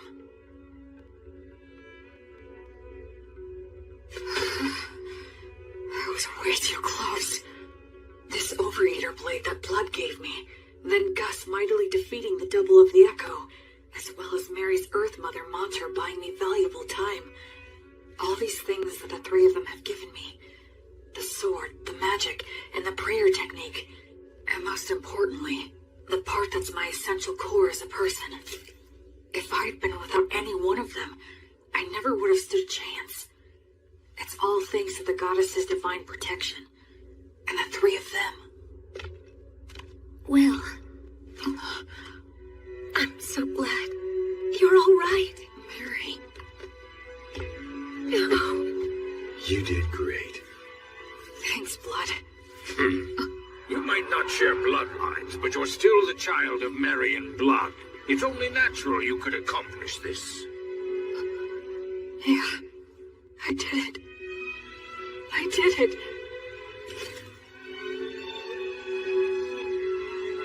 I protected them. I'm here now with the three of them. Alrighty then. Let's have a party. We can celebrate Will's victory and adulthood. Yes, you're right. Cleaning up here can wait until another day. Well then, in that case we'll have to break out the you-know-what from 200 years ago. You mean that good stuff from the dwarfs? How long you been hiding that stuff, old Gus? Well, it seemed like a waste to let a child drink it. Is it good? Can I have some? Even I would drink it if I had a corporal body. You can fake it, can't you, old man? We're celebrating. Yeah, drink with us, Gus. Come on. Will, Huh? you must be careful not to drink too much. If you repeat what happened last time, I won't show mercy again. Yes, ma'am. The same for you, Blood. Of course. What on earth are you doing? Anyway, this old man will go and get it. I guess we should go too. Yeah. Huh? Mary and Blood. I guess we can't after all, huh? It certainly seems that way, but that's how it goes. We lost our attachment, denied selling our souls to the god of the undead, and insisted we wanted to remain undead. We knew this could never last. Yeah, that's for sure. I wish we could be spared just one night, but I guess that ain't happening. To be honest, Graceville has been exceedingly easy on us. Under normal circumstances, we might have vanished instantly. What are you two talking about? Listen here, Will. This is the end for Mary and me. You're joking, right? We're supposed to be celebrating. Don't be mean. Oh, Will. You're a very clever boy, and I'm sure you understand. Sorry about this. We're really sorry. Can't anything be done? I'm afraid not. Even if something could be done, we mustn't do it. It's like you said, you gotta live right, and then you can die right. We got lost for a couple of centuries, but one could just call that a detour. Besides, parents should always precede their children in death. This concept is one of the fundamental laws of nature. Yeah, you're right. I guess so. But just this once, I'm gonna say something I'm not supposed to. I don't want to see the two of you die because I can't bear the thought of living without you. I want to see both of you again when I can make it back here someday. I want to duel with Blood, beat him, and have him beat me. I want to say silly things to each other. I want to do chores with Mary and hear her say that I've gotten better. I want you to meet my children and my grandchildren someday, and I want you to teach them lots of things too. It's just cruel to say that you're going away now. I don't want you to. If you two go away, I have no idea how I'm supposed to go on. Don't go. I can't. Please find a way to stay. Please somehow.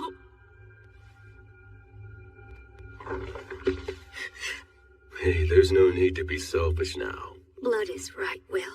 Be reasonable.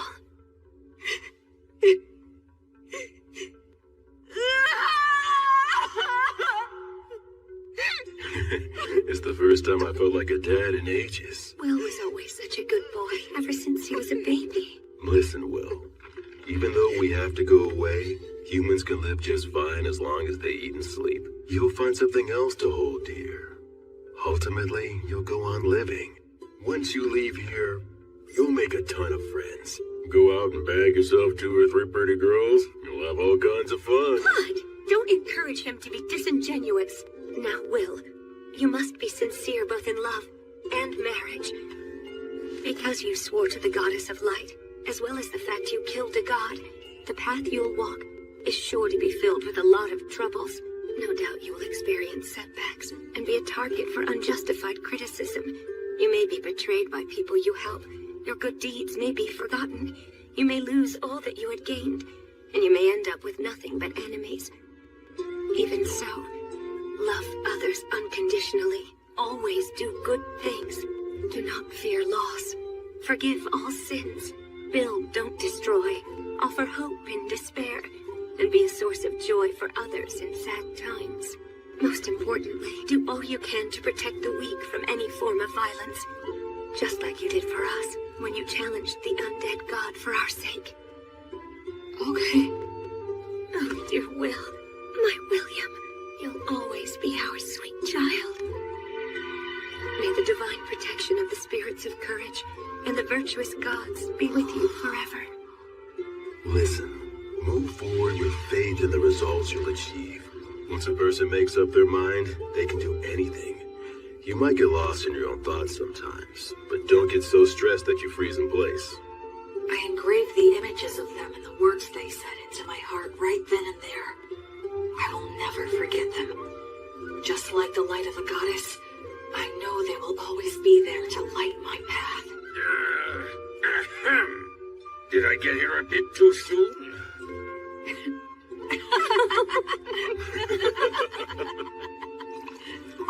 After that, we all celebrated my victory and my passage into adulthood. The first drink I had with all four of us together left a lasting impression. It had a strong burn and rich aroma.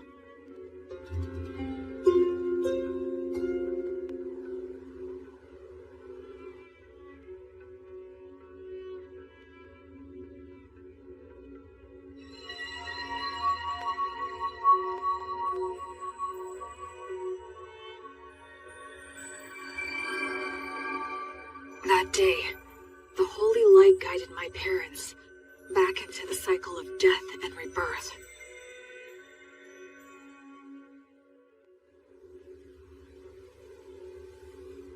Yep, the view from right here is the very best there is. Mary, Blood, I know you're not here anymore, but I'll still come back. Just to let you know how things are going. If I make friends or start a family, I'll bring them here. I'm determined to become an adult who can tell you with pride that your child is living really well. So for now, I'll be leaving for a while. Are you all done? Yeah. By the way, how come you didn't die as well? That was cruel. Are you aware that you just wished death upon an old man? You're evil. Aw, you're bumming me out. But actually, I was just thinking about how all of your wonderful treasures would be mine if you died. You're an evil grandchild! The evil grandchild just outed himself! Come on, I only meant that all the money you have no use for would finally have a good use. Know what I'm saying, Grandpa? Yes, fair enough. Fine, take it. Huh? What is all this? It's all my treasure. I'll lend it to you interest-free. Make it grow, you hear? But I mean... Stagnant money that never gets spent might as well be dead. I don't like stagnant money lying around, so you had better make good use of it. Gus. So I guess this is my last gift from Gus. Not that I'll be passing on, though, for a good 10 years. Huh? Well, you know, there is still the matter of guarding the High King's seal. I made a little deal last night with your goddess. She granted me permission to continue wandering this city for at least 10 more years, until the god of the undead regains his power. What? You heard me right. It seems that I've become something like Gracefield's errand boy. But then, what about Mary and Blood? As it turns out, they decided they didn't want that. They would only become more greedy and reluctant to end it. If given 10 years, they would want another 10, then another 10, and then to remain here at least until you pass on. They knew they would naturally desire this, so they consciously chose to die. Just like what you went through. You tried to appear strong when you were really crying and screaming on the inside. Granting a position for that greed to just one old man is quite enough. You really are rock and roll, Gus. What will you do with the seal in 10 years? It'll be up to you to figure that out, if you can. You're dumping that on me? It seems that the worship of Gracefield has gone out of style in the world outside, She had to use a great deal of strength recently, just intervening for us. So the future of the Goddess of Light will depend on your efforts for sure. I haven't even left and I have a ton more baggage, physical and mental. One of those hardships I'm destined to suffer. In any case, you're going to need some money. Go on and take it. Yeah, it seems like I'm gonna have a lot to do, so I'll accept it gratefully.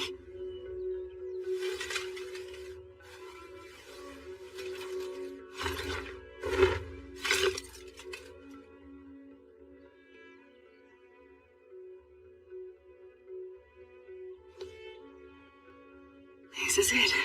I'm leaving.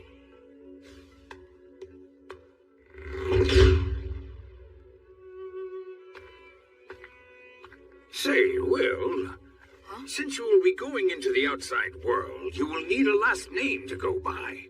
William is the name those two gave you, so I thought I could be the one to give you a last name. How about it? Okay, sure thing. Then perhaps I'll hijack an old custom used by certain clans of elves and halflings. They put the name of their two parents together to form their last names. Merryblood. You are William Merryblood. William Merryblood. You will always have them with you wherever you are. Thank you, Gus. I like that name a lot. So cool. You take care now, okay? I will. Oh, and I'll add a G for my middle name. You fool, you don't need my initial. What did you learn in those classes of yours? Well, you are Gus after all. Old Man Augustus is far too much work to spit out. What a hopeless grandson you are. Well, so long then. Goodbye, William G. Merryblood. See you again sometime. Okay, Gus? Goodbye.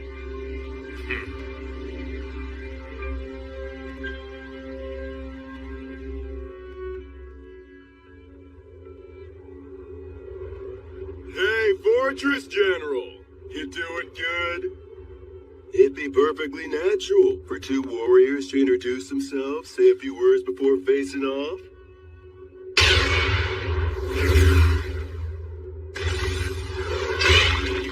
But of course you demons are always so damn rude. Being told that by the likes of you must leave that demon at a real loss. What a mean thing to say. How's it going on your end? I performed the funeral quite easily and stopped the transformation to the undead. Looks like old Gus's group did just fine. It appears that way. In any case, we've taken down the fortress. It won't hurt anything for old Gus's group to retreat. The fortress general fell at the hands of so few. Any more is just reckless. Don't praise me. I'll blush. I wasn't. How many days will destroying the bridge over the Grand Canyon buy us? A few at the most. We're never gonna get anywhere unless we can take out the High King. Gus seems like he has a plan in mind. Yup, probably still a one-way street, though. There won't be any way back. You are not coming. That's rather sudden. I'm a valuable asset in battle, if you don't mind me saying so myself. I know, but you're still not coming. Seeing you die would make me sick. What? Couldn't you at least add, because I love you, to a sentence like that? It would be so gratifying for me. Like hell I'm gonna say something that irritating. You really are hopeless, you know that? What if I refuse to stay behind? I'll send you back even knocking you out. I already got old Gus's consent. I see. And I suppose it would be pointless to resist. That's right. Your skills aren't bad, but they're no match for the great and superior blood. All right then, how about this? If you leave me here, I'll kill myself on the spot. You what? Did you not hear me? I said if I can't go with you, I'll kill myself on the spot. So you will take me along, right? That is so not fair. You may be the strongest man there is around here, but no man can win against a woman's resolve. You're so damn stubborn. Man, I landed one crazy woman. We haven't even done anything, and you're already calling me your woman? Listen, Mary. If I return alive, let's find some quiet, peaceful place to get married. Okay. I would love to. I'd like to have a quiet house someday. Maybe on a hill with a view. That sounds nice. I'm sure the breeze would feel good. And we could start a vegetable garden. And if we end up having a kid, we can ask old Gus if he'd be willing to tutor them. Despite all the resistance he may put up, I believe he would agree. And if our kid turns out to be a boy, I'll teach him how to fight. Between that and old Gus's magic, he can become the strongest man, even stronger than me. What do you think? I would be terrified he'd turn out to be a strong and clever failure. Oh, that's harsh. And I suppose my role will be to teach him all of the smaller things in life. Our kid's gonna be adorable. That's right. What name should we choose? I've got one for a boy. I hope it's not some weird name. It's a perfectly good name. Remember, he'll be our kid, so he'll probably have an unbending will. And there's a name that means helmet of will. William. William. What a fine name. I really like it as well. Will, my little boy.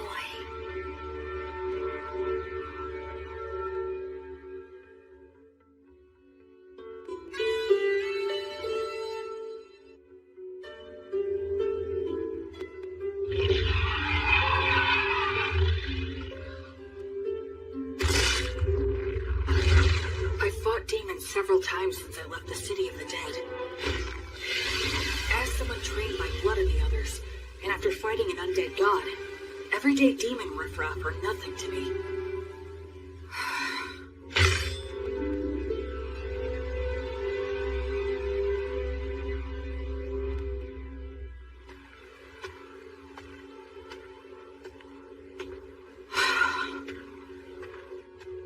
It's been quite a while since I departed, but I still haven't met any humans. All I see is the occasional wild animal and bizarre, distorted demons. It's so cold. It's been 200 years since Blood and the others were alive. Does that mean no humans have returned in 200 years? It's cold, but not cold enough for snow.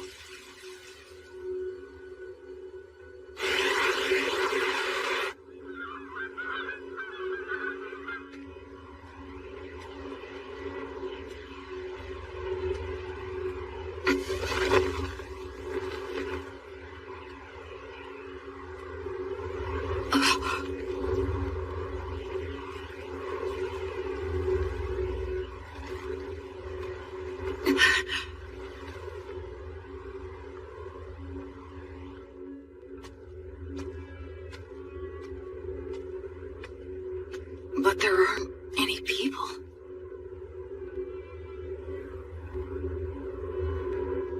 Immense magic left this scar? Gracefeel, goddess of light, bring guidance and peace to the souls who are wandering this land.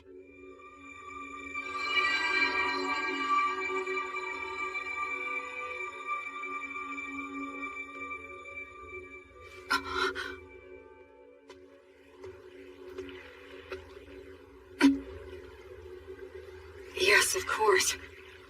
It has been 200 years. The terrain's gonna change.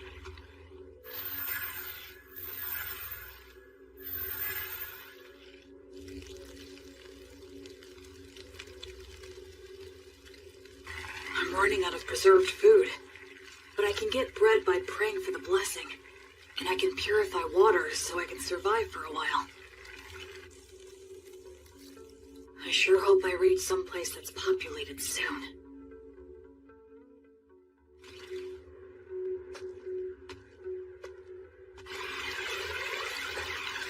If I keep walking downriver, eventually...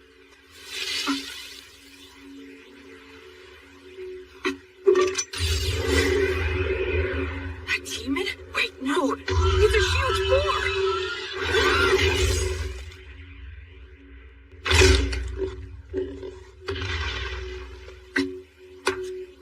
I should finish it. What's this? That's the same white fletching.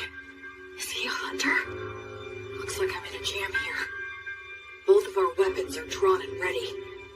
It all depends on what he does. I finally met another person. I should show him I'm not a threat. Should I drop my weapon? He might attack, though.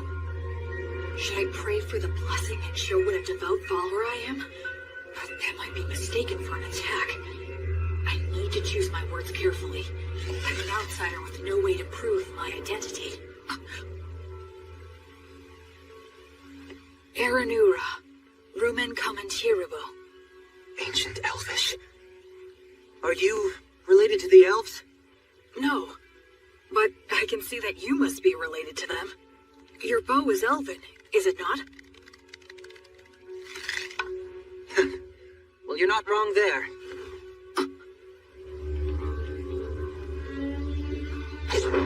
So what? The more important thing is, did you kill the boar? Oh, yes, it was me. That boar was my quarry. You took the kill from me.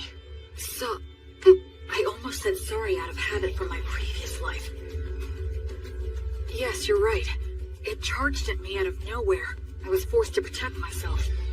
Anyway, this will take some negotiation. I'm the one who ended up killing it, so I think I have at least some right to it. All right, I guess you have a point. Oh, damn it, the arrowhead is broken. I don't have any left. I wonder if metal is hard to come by. We negotiated a few other things after that. The silver-haired half-elf was a skilled negotiator, so I was sort of at his mercy for the most part. But he agreed to give me the boar's shoulder, in exchange for helping him butcher it. Wow, you know your stuff, huh? I'm sorry. You have my gratitude. We'll make good use of you. You're so devoted.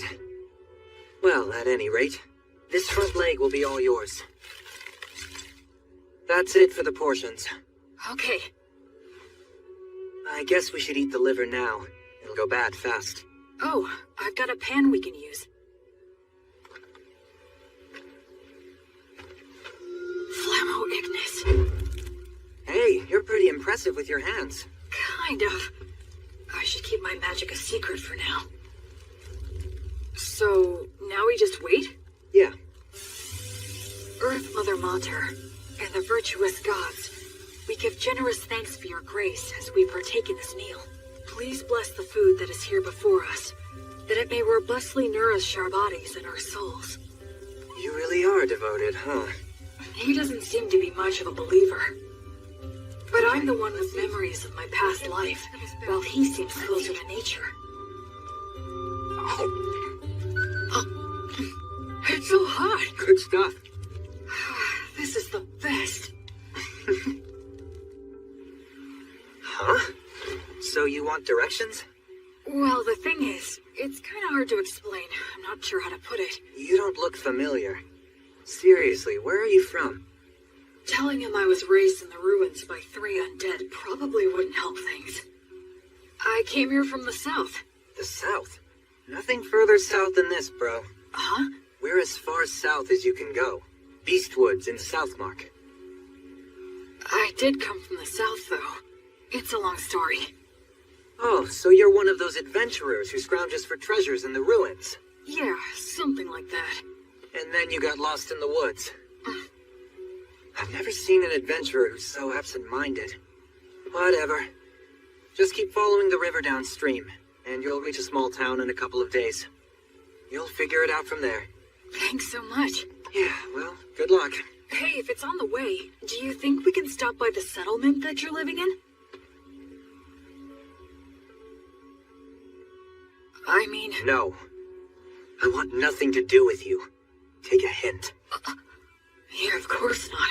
Who'd want a total stranger in armor like this following them home? I'm sorry I asked. You better not follow me. Will you be okay with no light? Don't worry about it. It's none of your business.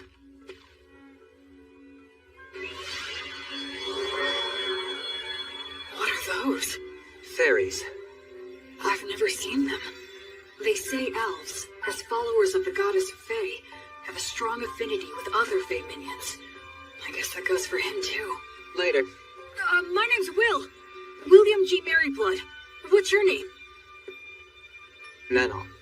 Short for Meneldor. Not that we'll ever see each other again. Try not to die on the road.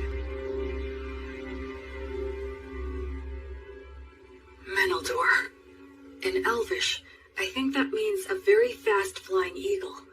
He was a bit abrupt, but it was fun talking to him. He looked around my age, but they say half-elves are long-lived, so in reality, he might be a lot older than me. Oh, right. I should be close to a town. If I'll be getting more soon, I might as well indulge tonight. Tomorrow, I'll start by heading downriver to the town. After that, I'll try to get some information there.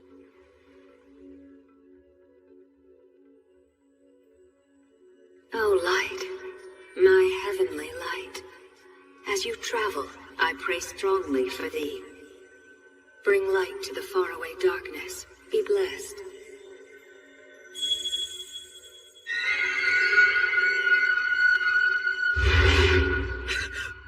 No! Was that a divine revelation? Lumen! A tragedy is about to befall a nearby village, and Menel is going to be caught up in it. Invenire tu manum! That way! There it is! Did I make it in time? Erasus.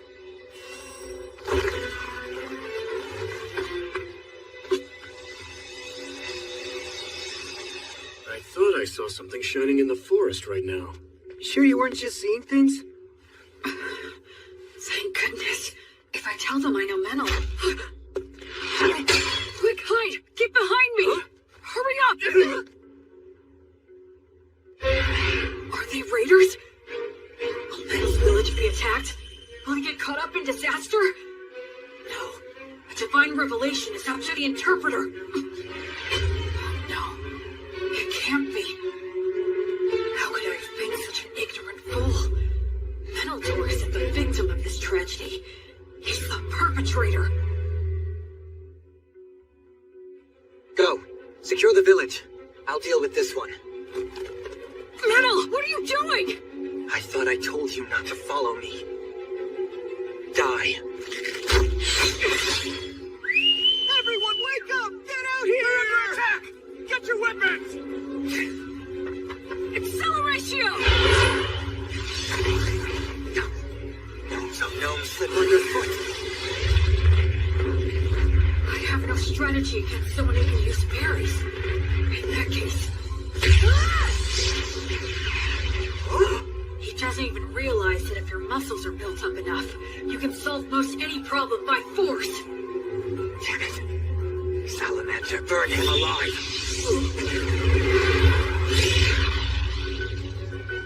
No way.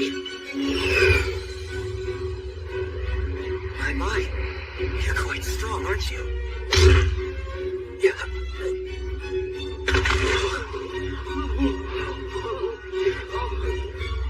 I need to subdue them all before anyone gets hurt or killed. Uranium obligatio.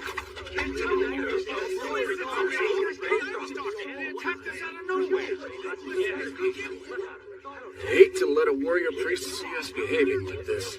Thank you again. We appreciate all your help from earlier. Pleasure meeting you. I'm John. Likewise, my name is William. People from all over with different ideas about the law drift to this village naturally. It's always like this. This village is in an area of Southmark known as Beast Woods. Apparently, it falls under the rule of the Fertile Kingdom, but the law and authority of the kingdom doesn't reach these dangerous remote regions, so the area is dotted with villages populated by criminals, fugitives with no relatives, adventurers who scavenge the ruins, and other outsiders. Of course, I'm one of those people myself. So, what's going to happen to them? I'm not sure. Your guess is as good as mine. They're all from a neighboring village, which is about a day's travel from where we are right now. Neighboring village? Neither of our villages are all that well off, but I thought they at least had enough stored up for the winter. And we have always gotten along well enough. Also, that silver-haired half-elf is a well-known wandering hunter in these parts. He's helped us get rid of dangerous beasts lots of times. But this... Settle down now. Everyone's worn out from all this chatter. Time to take a break and have some water. This is our chief elder, Tom.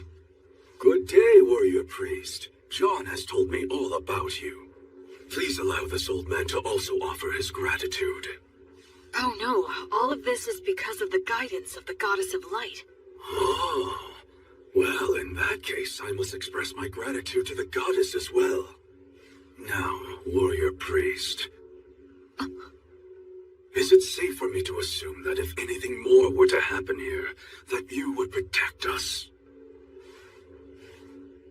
Yes. I swear on the light that is Gracefield that I will protect everyone here. All right, then we don't need to worry about our safety if those ruffians attack again. Now listen, everyone, I believe we should wake them all up and ask why they've done this. Do you all agree? We should hang all of them. That'll be hard if you can't. Prisoners like these guys ought to go quickly. But it's dangerous to do that before we know anything. Maybe the warrior priest here can help us to decide. It seems like he wants to question them before proceeding with a plan. The demons. Our village was destroyed by them. Many died. Half of our village is gone. Our women, children, and wounded were left with no food or any shelter in wintertime. If we're gonna die with just the shirts on our backs, then... I'm the one who suggested the raid. I knew we'd lose against the demons. We would be better off looting a village and going somewhere else rather than dying. An old lady in that village named Marple helped me out a lot. And this Marple, what became of her? She died. I see. Just hang me. This was all my idea. It was me who deceived these men. Please let them go. I beg you. No way we can do that. Like hell, man. Just hang them all! Stop. We owe a debt to this hunter. And I do sympathize with the people of your village. However, we have no choice but to hang you. Since they have nowhere to go, if they're set free, they'll just loot again. They have to be killed for the safety of the village. That's the smart choice. But my mother told me, love others unconditionally, and always do good things. And my father told me, move forward with faith in the results you'll achieve. And don't get so stressed that you freeze in place. I still carry their words with me, right here in my heart. Excuse me! I will overturn this hopeless situation before me. Can this be resolved with money? Compensation, monetary atonement? Are you familiar with that custom here? Well, of course we are, but Who here would be able to pay for that? these guys are flat broke. I am able to pay the money. Warrior priest, why would you offer this? Because demons are my arch enemies. They're the ones who killed my parents. Besides that, I swore an oath to the Goddess of Light that I would banish evil and save the suffering. We should readily assist those who have suffered at the hands of demons. We can't allow a village occupied by demons to exist. I'll go and fight them. Actually, I'd like to hire this young man to accompany me. He's an excellent hunter and he knows this forest, right? I'm going to need his talents to help me locate and fight the demons, and I can pay handsomely. Are you sure you want to do this? I feel like we're the only ones benefiting. It's a reward for all of your exemplary day-to-day conduct. Gracefield, the goddess of light who governs souls in the cycle of death and rebirth, is always looking upon your daily lives with her compassionate eyes.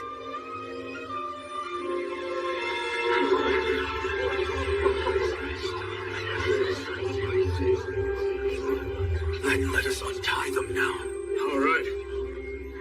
I managed to turn that all around, at least I think. I had a feeling that somewhere, some god was giving me a tiny smile. The people of the village that was attacked took in all the villagers who were involved in the raid. Part of it was to use them as hostages, I'm sure, but safe is safe. So are you going to tell me what you're really up to? I I don't have anything to hide. I meant what I said.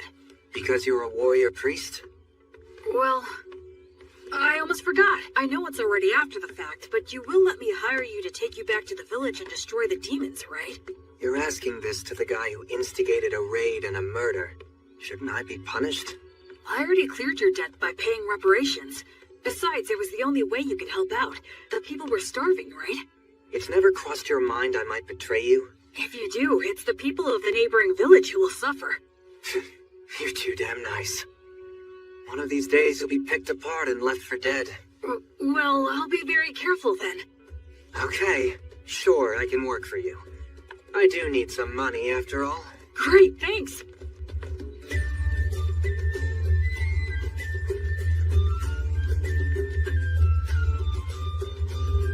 So, what are you gonna do for the time being? Huh, Mr. Bossman? Our challenge is that demons have occupied the neighboring village. Right. I guess we'll just charge in. We don't have much time. Oh, what are you, insane? There are a lot of them, and they've got demon beasts. You got a plan? What are our odds? It'll be fine. I'm used to them. Well, you are right that we have to hurry. The people who died might have turned undead by now. If that's true, I need to return them to the cycle before they get lost and end up stuck here.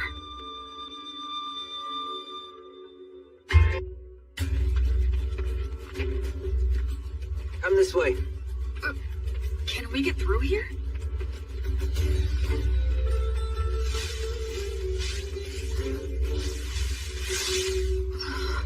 This is perfect. We'll camp here tonight. Dear green ones, grant us shelter, a bed of grass, leafy trees, and strength for any surprise guests. Wow! It's not such a big deal.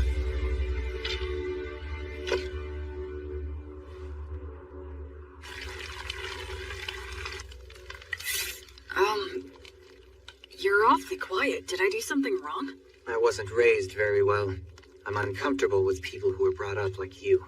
But don't worry, I'll do my job and repay my debt to you. I wouldn't say that I was brought up that well. We'll reach the village by morning. Remember, I'm only dropping you off. I won't be fighting any demons by your side. I know. That's fine. Shouldn't we keep watch? The fairies will do it. They'll wake us if anything happens. Hey, why don't we stay up and chat for a bit? I'm tired. If you want to stay up, do so on your own. I wonder how long it's been since I began my travels. One thing's for certain. It's my first night spent with someone else since my departure. Ruins, huh? Used to be. The stones and stuff are pretty useful for building these things. The village is just ahead.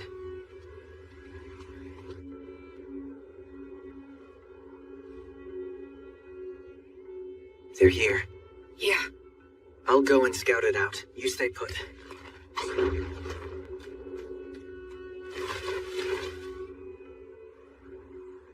A ritual? Yeah, at the ruins of the village temple. Those damn demons. How's the temple laid out and how are they organized? About like this. There's no ceiling, and some of the walls have collapsed.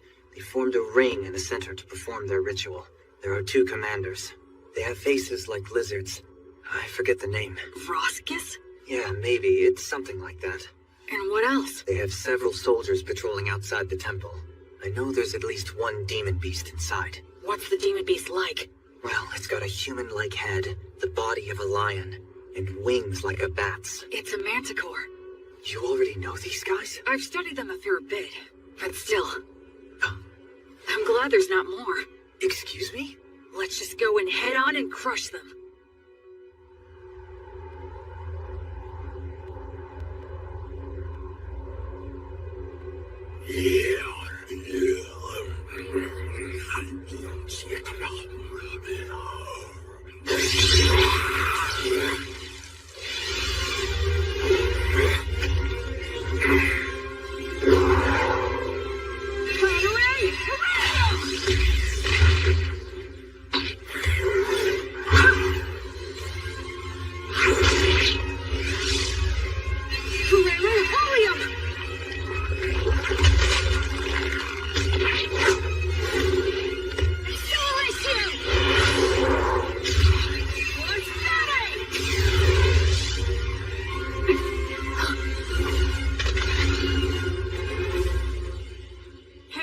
said you weren't going to fight. I jumped in because I could tell you were winning. I don't know many people who could tackle those guys alone and win. The conditions were in my favor. Regardless, your strength is abnormal. Do you do some special training or something? Oh, I eat a lot of bread, I guess. Humans usually don't get stronger just from that. Well, I think we took care of the bulk of their forces. All that's left is to clean up any surviving demons. I hope some of the villagers survived. Oh, hang on a second.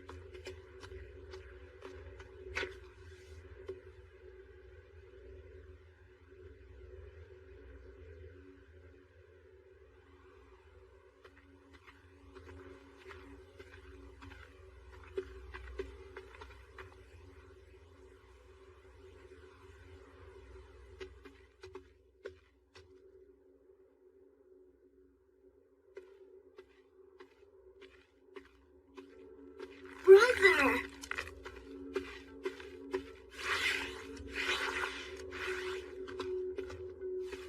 Brother Minnow, it's really you. The demons came. They attacked the village. It was so hot, but I stayed strong and didn't make any noise because I told myself to have faith and believe that you would return for me. And Brother Minnow, you did come back. Thank you. Why won't you? What's wrong? What happened? Did I? Hey! Listen, you did well. You did a good job. Who are you? I don't... Don't worry, I'm a good friend of Brother Menel's. I'm sorry. He's a bit unsteady on his feet because he's very tired. Oh, okay. That's right, you're a good boy. Go on. Menel? I got here late. Sorry about that. That's alright. It's fine. You must be tired. You should rest. Yeah, you're right. I do feel kinda sleepy. Sweet dreams, little one. Goddess of Light, Gracefield. Grant him some peace.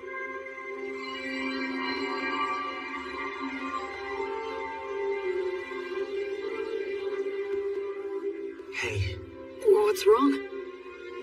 I'm really sorry. Sorry for what? I underestimated you. I thought you were just some rich boy who happened to earn a god's protection and got cocky, spouting mindless cliches. Anyway, I'm sorry. Don't worry about it. There was still a distinct look of pain on his face, but Menel also had the faintest of smiles. He didn't hesitate anymore after that. He held the hands of the undead and exchanged farewells with them.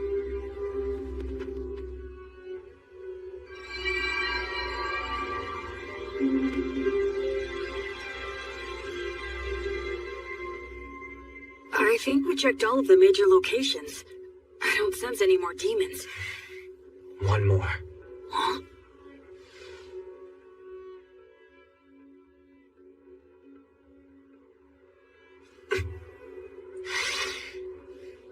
Hey! You in there, old marble? Huh? Whose voice is that? Oh, look, it's you, Meadow. This ghost is close to the highest rank. Her soul must be extremely tough. If she resists, my power might not be enough. If it comes to that, I'll have to use a magic weapon that works on spirits. Oh, you really don't need to worry so much, young man.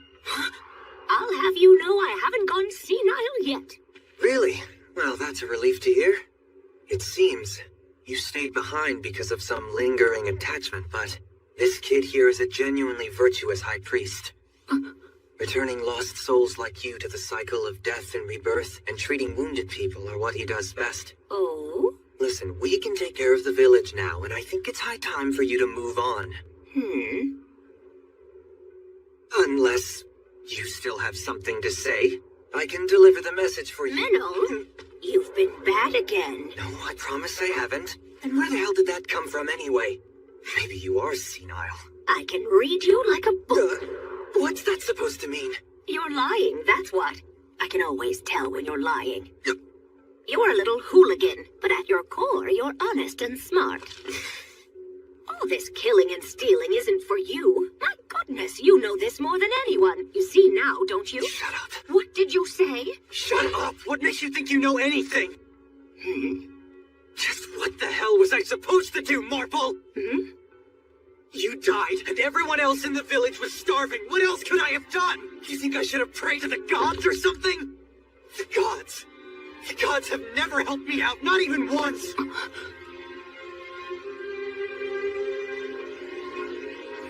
Damn it! Damn it! Damn it! Damn it! Damn it!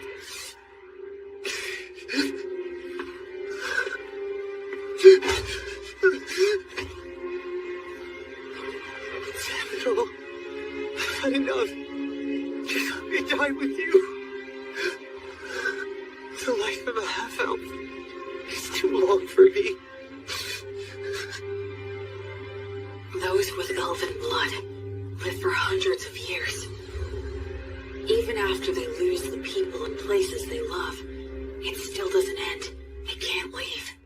Listen to me, Menel. Now, Meneldor.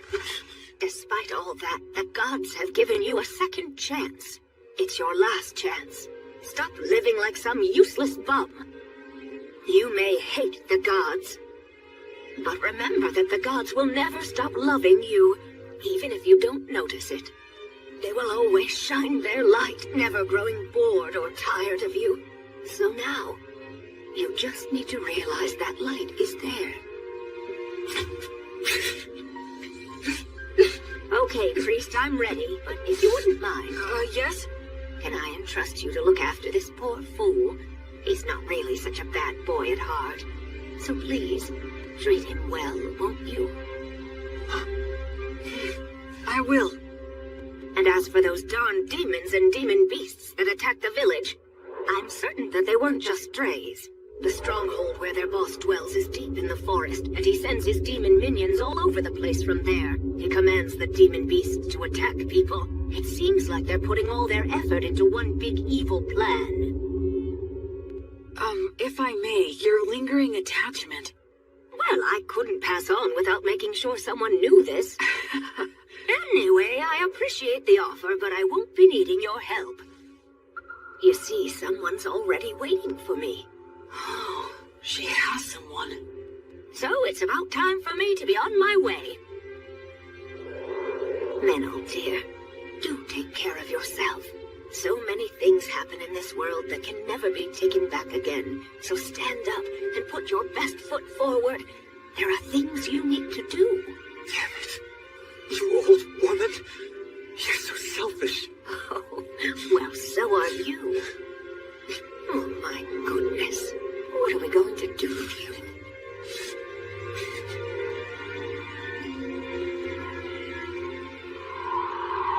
Well, I'll leave the rest in your hands. Of course. You can count on me.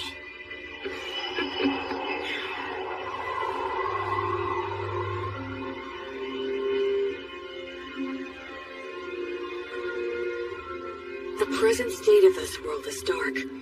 At the very least, in this area known as Beast Woods, demons and demon beasts still run rampant, never fully exterminated. No nation's laws reach here. So even among humans, robbing and mugging are widespread. Certainly, as an outsider just passing through, I'm not obligated to do anything. I could just walk right by it. But as you travel, I pray strongly for thee. Bring light to the faraway darkness. Be blessed.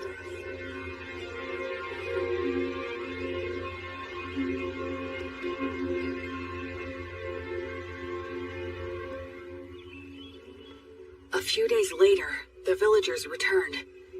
Though they were shocked to see the state the village was in, they eventually gathered up their remaining farm tools and started digging holes to bury the dead. And we all laid them to rest together. So, What are you planning to do now? Well, feast your eyes on this.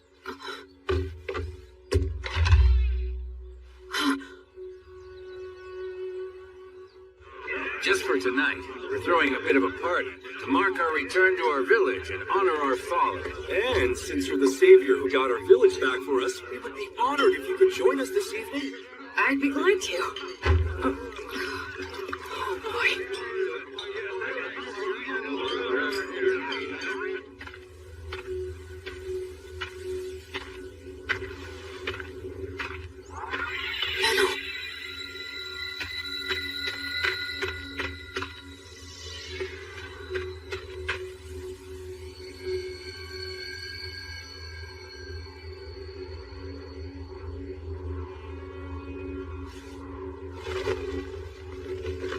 Hey. That's a beautiful view. Looks are deceiving. Those ruins are actually an undead nest. Countless adventurers have gone in, but none have ever come back. Oh, I see. Okay then, I'll go there tomorrow. Huh? Were you even listening to me? Yeah, you said it's an undead nest, right? If it is, I need to go and return them all to the cycle. I forgot who you were for a sec. Being around you throws me off my game. And here I thought I was a much more indifferent person than that. A little late to say that after the way you were wailing earlier. Well, why are you saying that to someone who's already depressed? Hey, Menel, what was Marble like? Can you tell me about her? She's strange, exactly like you saw her. I was born up north in Brassland, in the great forest of Erin. That's where all the elves live. My mother was a woman of insatiable curiosity. She took off somewhere outside the forest, came back pregnant with some stranger's child. Then she gave birth to me and immediately died. I grew up at a different pace than everyone around me. And the thing with my mother didn't help. They said I was a disgrace, and since I didn't fit in the first place, I ended up fleeing to the forest. Of course, the world outside was no paradise either. But luckily for me, I could use a bow and arrow as well as knives. And I could see fairies. When I ran into enemies that wanted to eat me, I had the skills to kill them instead. If I didn't, most likely I'd be prostituting myself out in some back alley. You do have a pretty face. What's that? Nothing. Go on. Anyway, I became an adventurer and slowly made my way to Southmark, where there were a lot of old ruins still. But a member of my party betrayed me in a fight over the loot we found amongst the ruins. He poisoned my food and I nearly died. I killed him with my own hands. But all of them except me died anyway. I didn't even know where I was wandering off to. It was near that village that I finally passed out.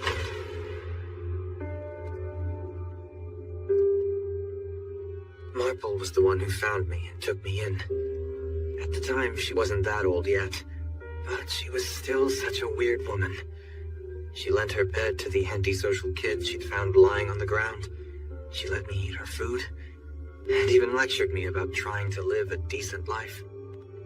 A lot of people ended up at that village after being found by her. What was she exactly? I have no idea, really. Of course, she's dead now, so we'll never know. That happens a lot on this continent. She did take me in and looked after me well.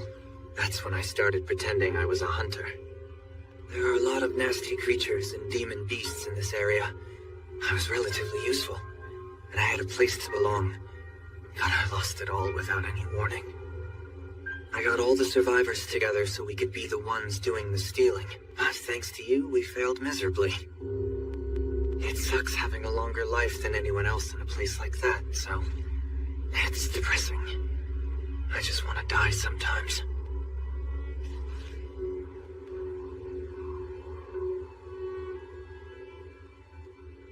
Well, I suppose I'll get back on my own 2 feet soon enough, huh? What? Stop making faces at me. Huh? Just saying that there's a huge difference between your priest self and your normal self, huh? What?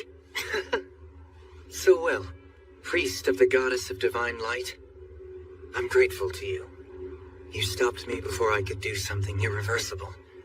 and you saved the people of the village. Hence, I'm asking to receive the light of the goddess through you. Do you accept what I ask? I will act as the medium. You can form a bond with my goddess. I will pray for you. May the divine goddess of light, Gracefield, hereby love you, illuminate you, and always walk by your side in your travels. To my guardian deity, I swear to live my life honorably. Please shine your light upon my path. Help me atone for my sins. There'll be tough times ahead, and I might want to die now and then. But I'm not gonna stay down. I'll put my best foot forward, like the old woman said. Menel, you're really strong. It's amazing. I admire you. Come on, stop being gross. Between the two of us, you're the strong one. Where exactly does your power come from? I'm not strong. I just lucked out and happened to get amazing teachers in my life, that's all. Well, I'm not going to meddle. Anyway, ready to head back? Mm-hmm.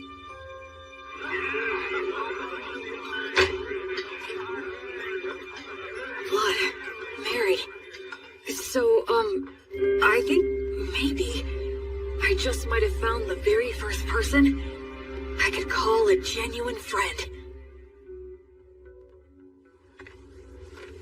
This looks bad.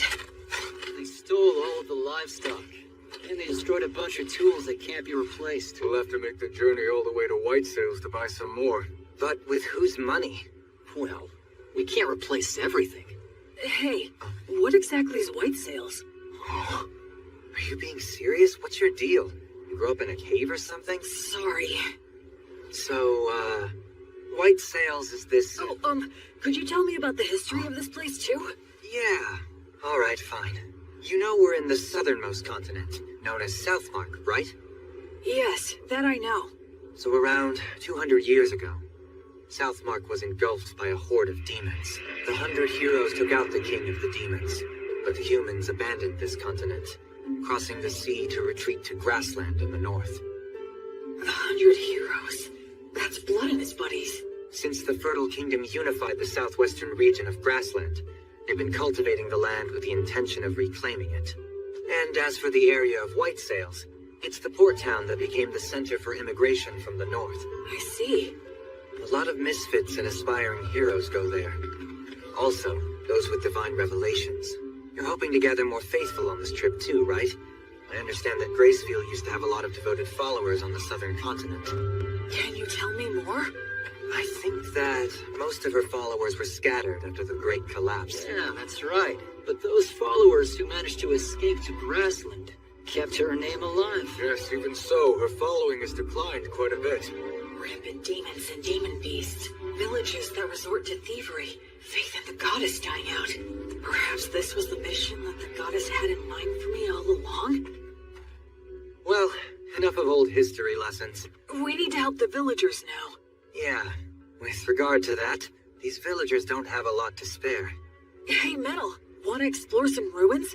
We'll divide the loot. What? I didn't expect looting ruins to be another one of your specialties. I'm used to them. Seriously, who are you anyway? But we do have enough money to rebuild now. We can buy new tools and livestock. Plus, I made up for my personal expenses. Can't wait to get to the city.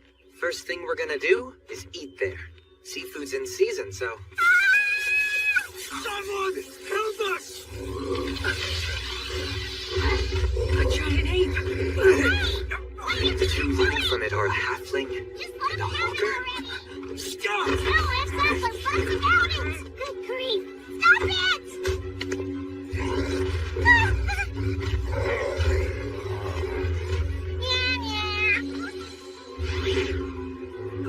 Who are you? What is this dangerous? Blood told me that when facing a wild animal, the moment you break eye contact, you lose. Well then, come at me if you're going to. We can do a little wrestling.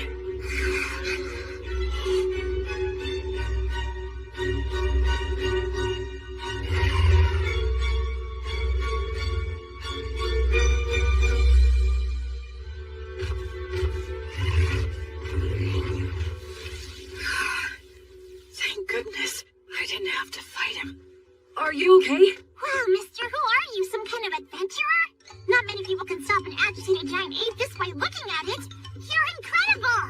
Oh, I'm Robina. Robina Goodfellow. I'm a singing, dancing troubadour. I go where the wind takes me. You can call me B for short. And that dork over there is Antonio the Hawker. I call him Tonio. The company he worked for went under, so now he passes himself off as a hawker on remote country roads. Sometimes it's hard to get a word in edgewise. We were just on our way back to White Sails, which is my home base. White Sails, huh? Boy, you really saved our hides. Thank you very much. My name's Meneldor. I'm a hunter around here. We were about to do some shopping in town. And this guy is... I'm William. William G. Merryblood. I'm a priest in service to Gracefield, the goddess of light. You can call me Will. Wow, that's a noble name. Gracefield's the one they love in the southern continent, right? Oh, wow. I didn't know she still had priests. And not just any priest, a warrior priest. Am I right? Am I right? It's true. He may look spacey, but he's got mad skills. I mean, I hardly ever get attacked when I'm walking with him. Are you saying that the beasts know how strong he is and avoid him? What the heck? How cool is that? What? You usually see more of them? Yes, of course. That's why it's called Beast Woods. It feels like their eyes are piercing me. Anyway, is it just the two of you? No guide? Or were they killed? Well, actually, when we came across that giant ape in the forest, I'm embarrassed to say that they ran away. Some guys conned you out of their upfront pay and then bailed? You need to get way more savvy about people, Mr. Peddler guy. I'm rather ashamed. And they made a big old racket when they ran too. It was really nuts. Giant apes don't even normally attack. They just look scary. They both lost their guides? So now what are you two gonna do? We'd be more than happy to take you with us if you want. We'll just say you owe us one.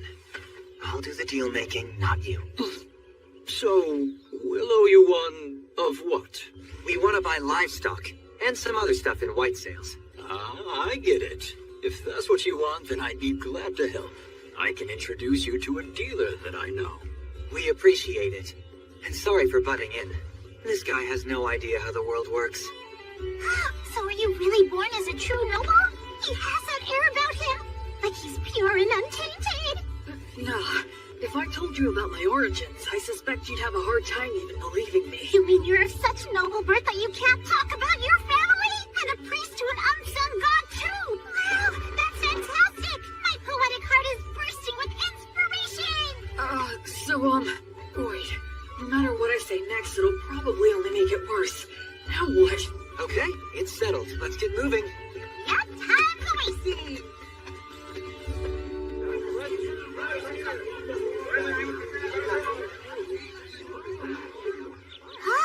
This place looks perfect! Woohoo! Introducing B! B and Tonio warmed up to me quickly. Tonio has a gentle demeanor, and he's good at getting close with others. As for B, she doesn't seem to have any boundaries when it comes to people. Ahem! It is now time for me to sing you all a song. I'm counting on you to clap along for me, and you collect the donations when... Sure! You got it, B!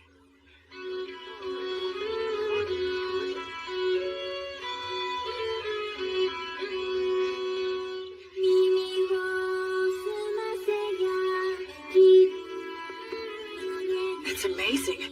Every time we walk into a village, she lures everyone in. It's really impressive. She never gets tired. Very well. Right here. They make a good combo for doing business. Huh? A lot of hawkers use high-pressure tactics or even petty thievery to make their cut. I see. I guess it's true about him working for a company. I will. Excuse me, I'd like to ask you something. Sure, what is it? Well, this is my question.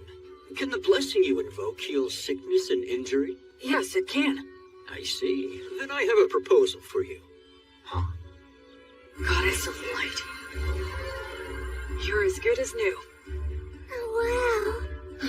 Thank you. I'm so grateful. How much do I owe you? Oh, don't worry about that.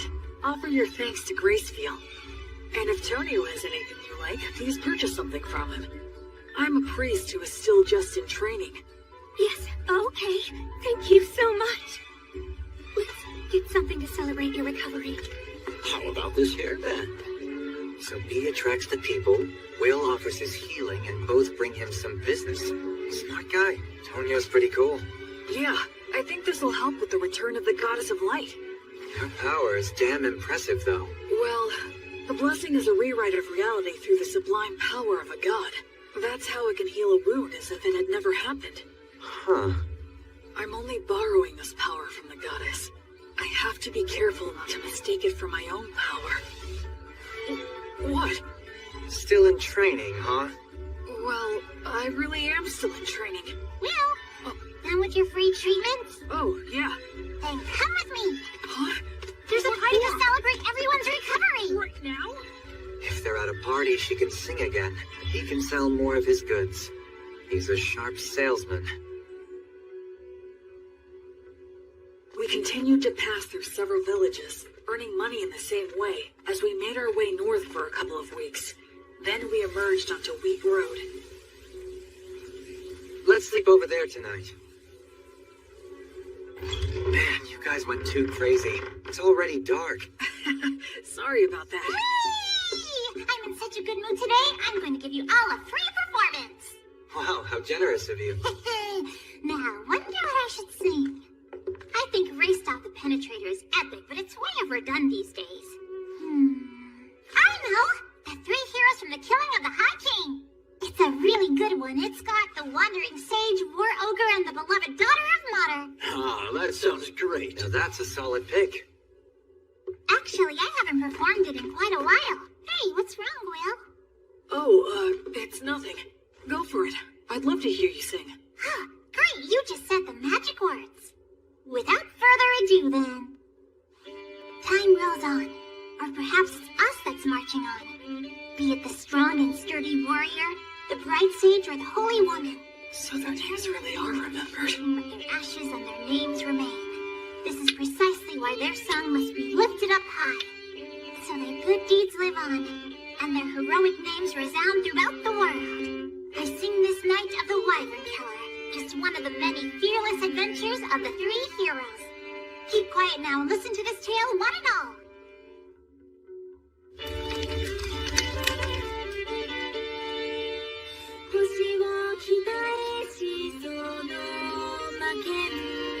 Jeez, Blood. You never talked about yourself at all. So this is what your past was like.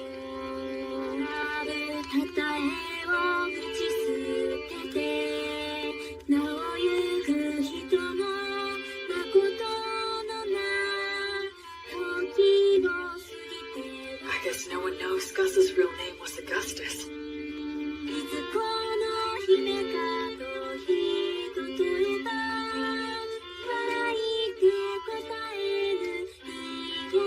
Mary's refined manner definitely gave the impression of noble origins, but I'd believe it if someone told me she came from a poor village, too.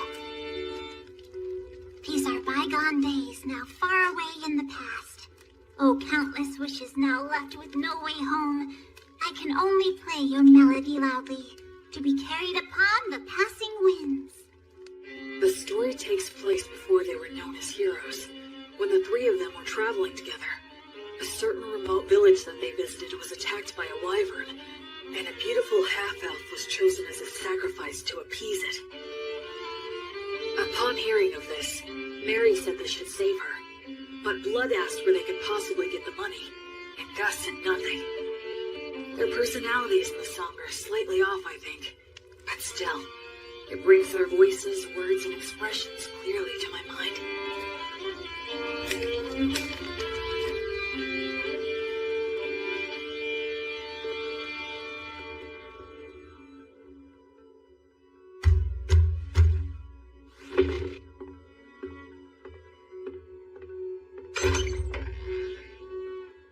Who might you be? You think we're gonna take on a wyvern for that amount?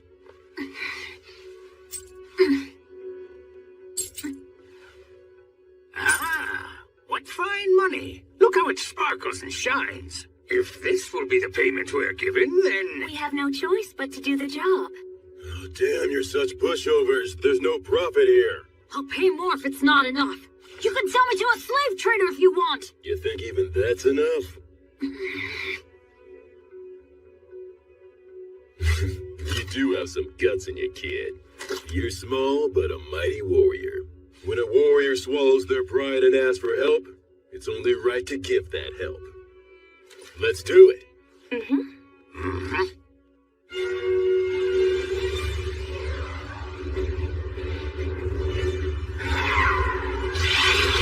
Ligatur, nodus, obligatio!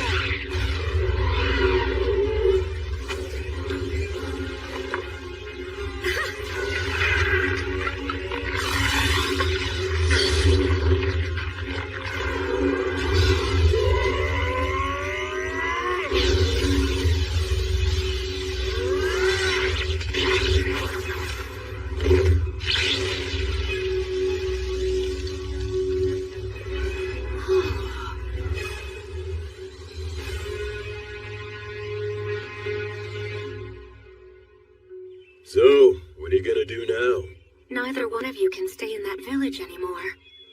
We'll manage. Then take this with you. Old Gus here carved words on it. That'll serve you better than some cheap good luck charm. You certainly can't be a warrior if you don't have at least one dagger with you. Please take this as well. Take care of yourselves and be good to one another. You will face many difficulties, but never forget the value of perseverance. But this is more than what I paid you. We can't accept it. Ha! Who said we're giving it to you? It's an investment, merely a loan. A loan? Listen, you two must live the best you can and build up fame and fortune for yourselves. If your names reach our ears someday, well then, we will come to collect what we've lent you, plus interest. In case that should ever happen, I will leave you with my real name. It'll be our password, too. So listen well. Thus, the boy and girl learned the true name of the wandering sage, known to no one else in the world today. Hand in hand, the boy and girl began to make their way to the city, while the three heroes walked back down the road in search of bold and thrilling new adventures. That's the end of this sweet song. But there's a follow-up to the story. Count Dagger of the Fertile Kingdom, his actual surname was Wizard's Dagger. To this day, an elderly half-elf woman still waits at his mansion. What does that mean? She believes someone who knows the sage's true name will hopefully come to her one day, so that she can return what he lent to her, along with what he lent to her husband. She plans to offer her thanks to him when that day comes. That's what this story's about. A story of three great heroes that still echoes to this day. What's wrong? Will, are you crying? No, I'm not. I'm not crying. Aw, come on now. It must have been V's great storytelling that moved you to tears, huh? No, it's not that. I promise you. Aw, don't be shy. There are still so many people in this world who fondly remember the three of you. There always were. That makes me happy beyond words.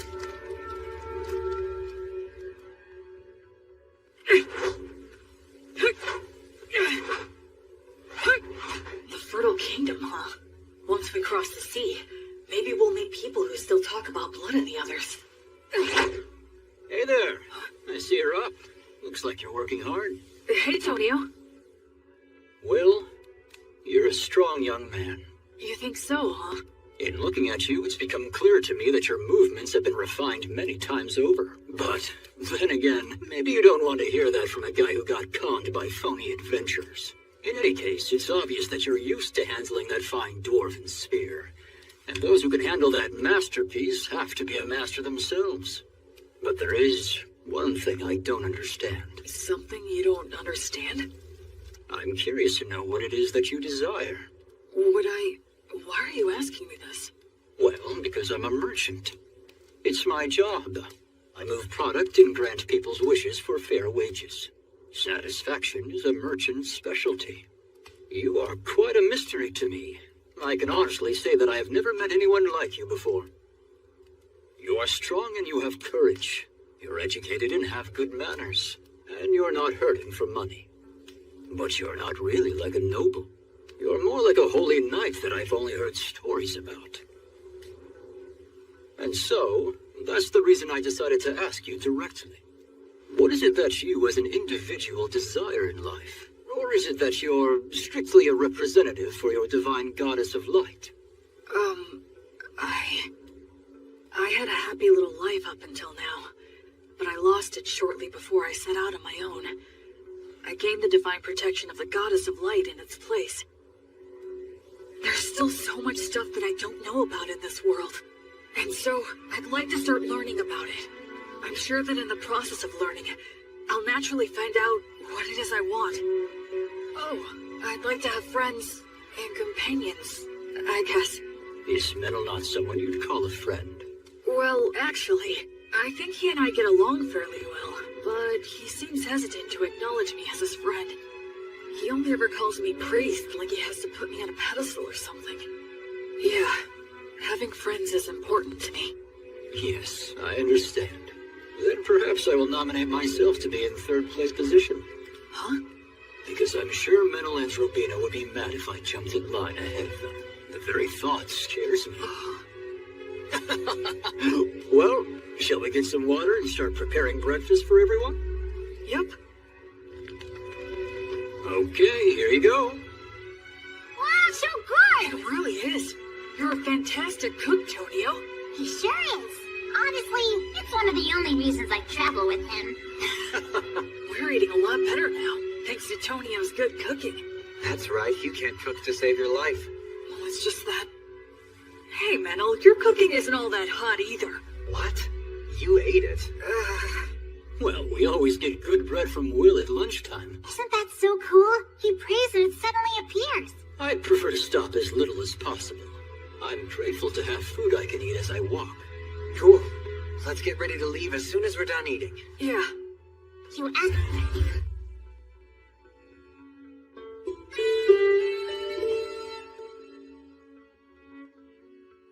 All right! We finally made it to White Sails! Haven't been here in a while. What do you think? It's amazing. So there's no entry inspection or toll? That's right. It's the policy of the city's ruler, His Highness Ethel. Goods enter the city by boat in tremendous amounts, and then they're distributed throughout Selfmart by land and water. Wouldn't that mean a massive amount of goods pass through here then? Yes, and if all of them are checked at the gates, it would be a hotbed for the smuggling of both goods and people. Oh, I see. So, Ethel imposed docking fees for ships and rental fees for companies setting up shop here to make money for the city, keeping the movement of people and goods as unrestricted as possible. It seems like the economy is their top priority. It's a very advanced city with a real sense of freedom. Quit talking about all that boring stuff. It's Will's first time here. Let's have fun. Come on, this way. Will, this is the city's biggest market. Wow, real people. That surprises you? Look, so beautiful. All this jewelry is in style right now. In style? Yeah, you betcha. They have the latest styles here? That means these people are doing well enough to contemplate things like fashion. It's just one shock after another in this city. Is that... Yeah, that's a street light. Street light? You don't know what those are? Gosh, you're behind the times. Every evening, the apprentices come out. They're from the Academy of Sages, and they light up all the posts which have the words of light engraved on them. So the people here have light even at night. This assignment serves as training for apprentice sorcerers, and they can earn a little pocket money as well. That operation over there is also a large source of income for apprentice sorcerers. What is it? Oh, come on, Will. Even you have to know what that is. It's the public bathhouse, Balnea. Balnea? Oh, what's wrong? A public bathhouse? They have baths here? The water's so clean, you can see right through it. Oh yes, so that's an effect of the words of purification. Instead of the massive amounts of fuel it takes to heat the baths, they can use words of heat. That's amazing. So it's less like a bath and more like a sauna in a cold water pool. But still, it's incredible. The breeze feels so nice.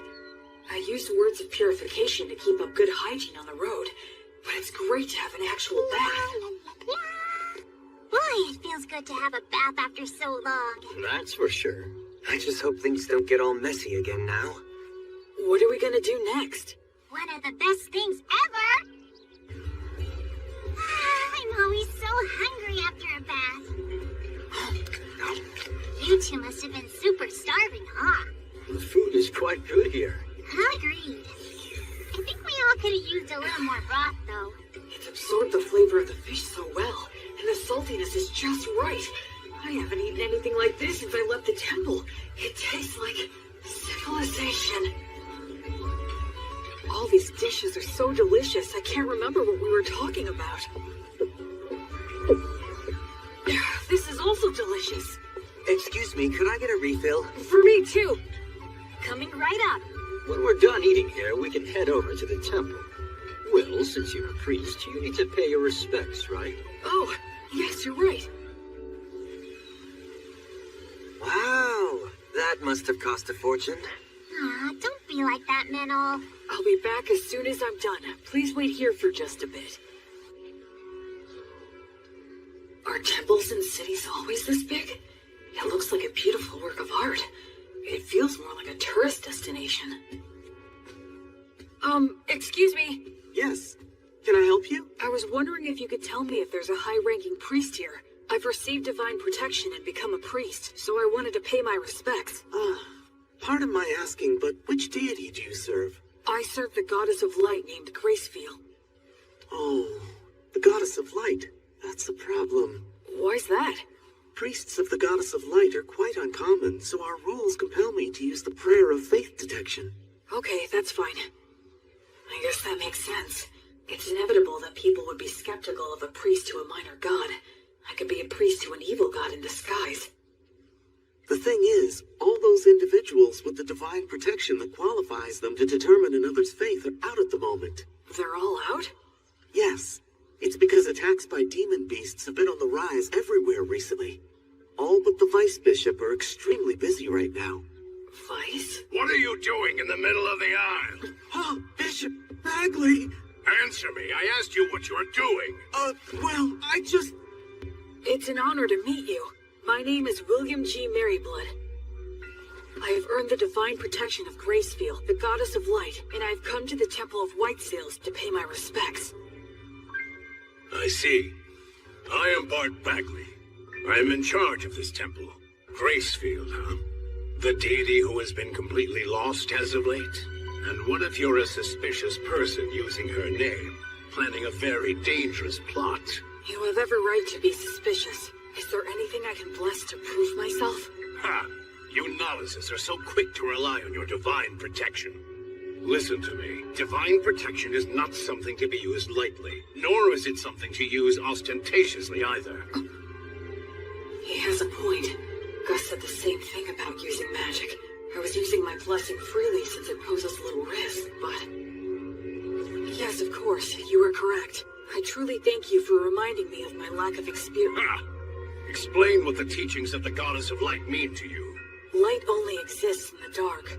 Words only exist with silence. And life can only exist where there is death.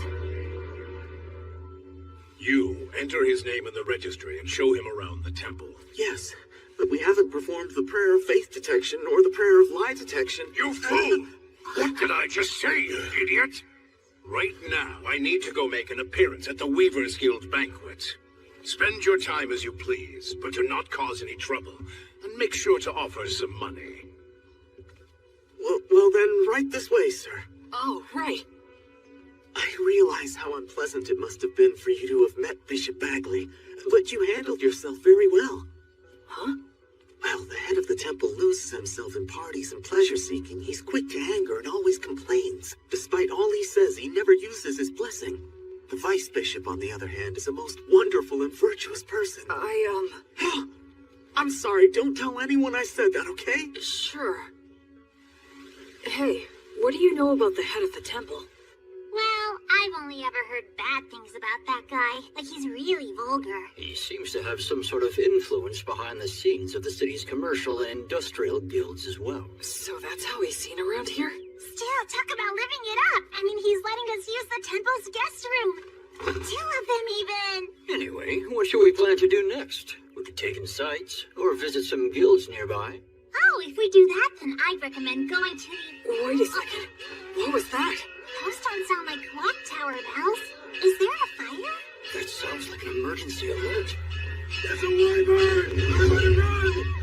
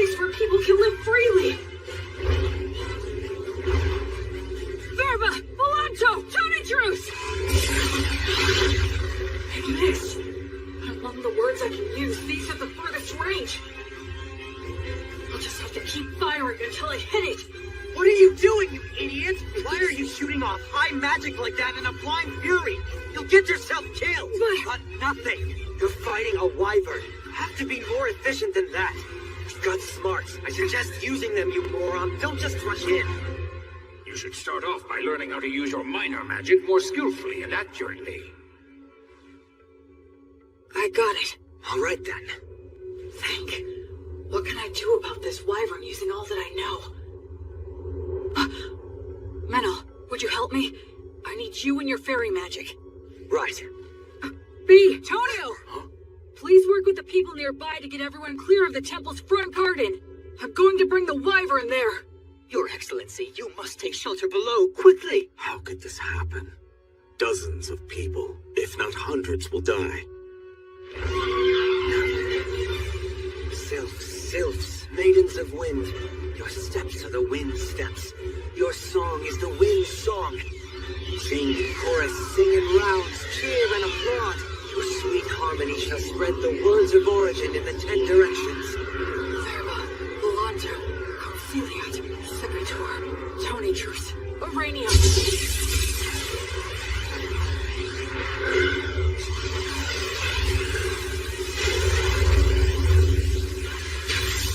Is that magic? There's a fairy user too? Oh, man, are we lucky. We've got this. We can do it. Hurry!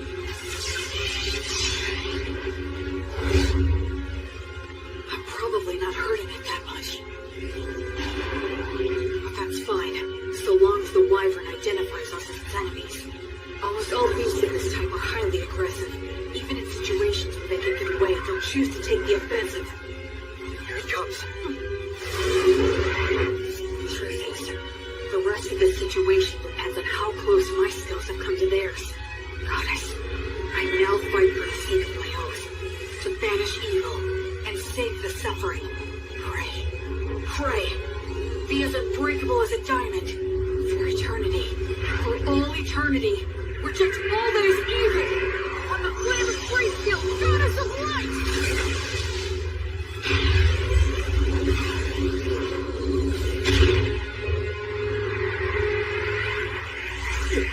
What the heck is that stuff?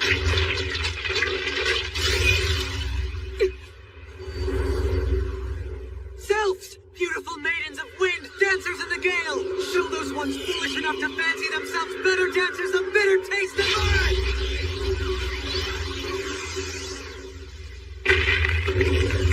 Leader! Notice! Lovely got you! It's bowed up. No, it's trying to tear them off. Damn, it's strong. Acceleratio!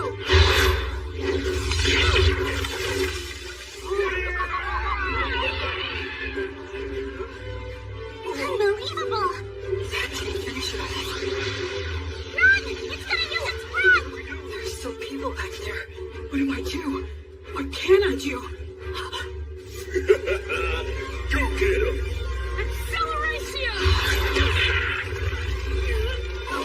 If you're stuck, use your muscles. Be violent.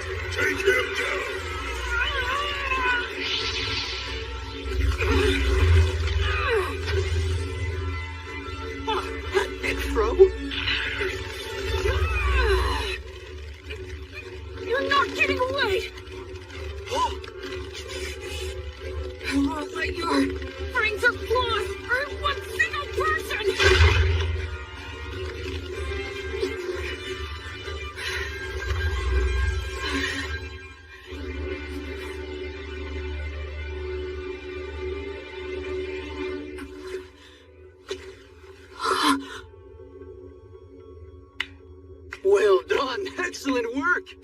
I praise you and give thanks to all the gods for allowing me to serve a great hero such as yourself. It's the birth of a new wyvern killer. A brand new hero. Sing his praises with your applause.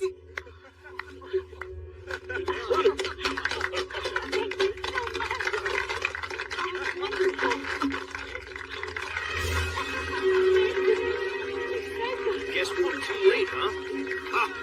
I had no idea so many magic users and a warrior strong enough to kill a wyvern were staying here. It is truly divine providence.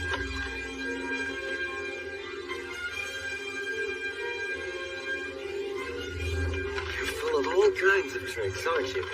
You're surprised? I'm used to your crazy antics by now.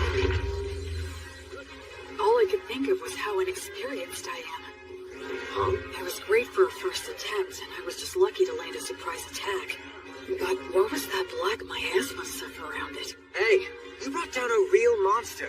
Reflect all you want, but be happy. It's hard for me to be happy if you're not happy. When he puts it that way, there's a lot I could have done better. But now I'm a wyvern killer like the three of them. And that does make me happy. Yeah. Metal, thank you. I owe it all to you. Yeah, we did it. You know damn well it was almost all your doing, you idiot. Is the wyvern killer here? Yes, that's me. How can I help you? Please, come with me, quickly. His Excellency, the Crown Prince, wishes to see you right away. Welcome to my mansion. You're a great hero. So, this is the Crown Prince of the Fertile Kingdom, the Lord of White Sails, and a ruler of Southmark. It's more than I deserve to stand here in front of you, Your Highness. I came immediately when I heard your request. My name is William G. Merryblood. Oh, you are well versed in the old etiquette. I assume you are of high birth, correct? No, if Your Highness could please refrain from asking about my origins. That must be some story. So be it then. Please, have a seat. Thank you.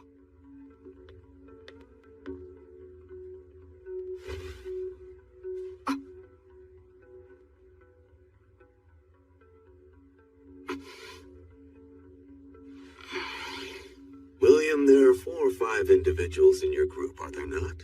Yes, 4 of us. Which makes you a magic user, a priest, a fairy user, and a warrior. Well? Actually, we are a traveling priest, hunter, merchant, and a bard.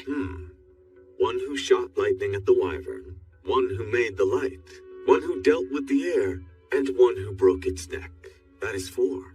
If that makes 4 people, it is indeed correct that we are 2 of them. What are you talking about? I can explain. My friend there, Minaldor, called the fairies, spread words, and manipulated the air currents to bring the wyvern down to the ground. So you're saying your friend is the fairy user then? And the rest? The rest was me. I'm sorry, but would you mind telling me what you did back there? I used brute force to break the neck of the wyvern. You killed a wyvern and aren't delighting in it? You really are a valiant warrior.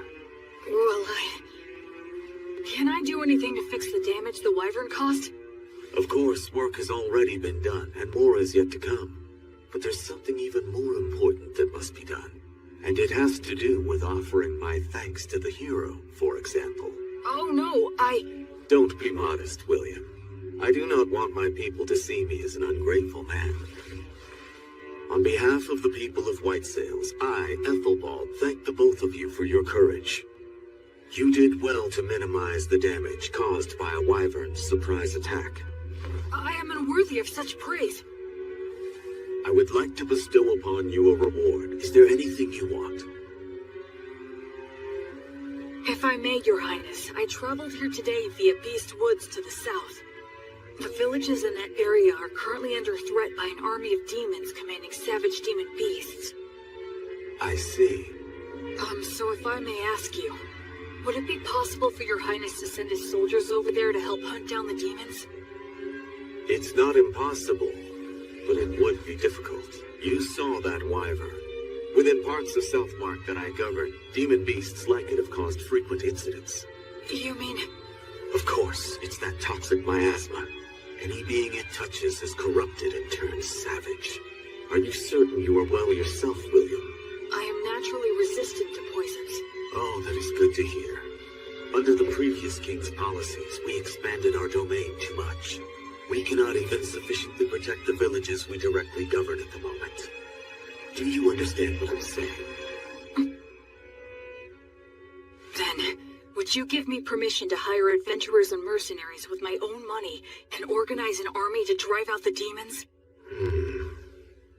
William, are you certain you recognize the full extent of what that could potentially mean? Yes, I understand that I am asking a considerable thing of you, Your Excellency. Yet you stand by your request. Yes.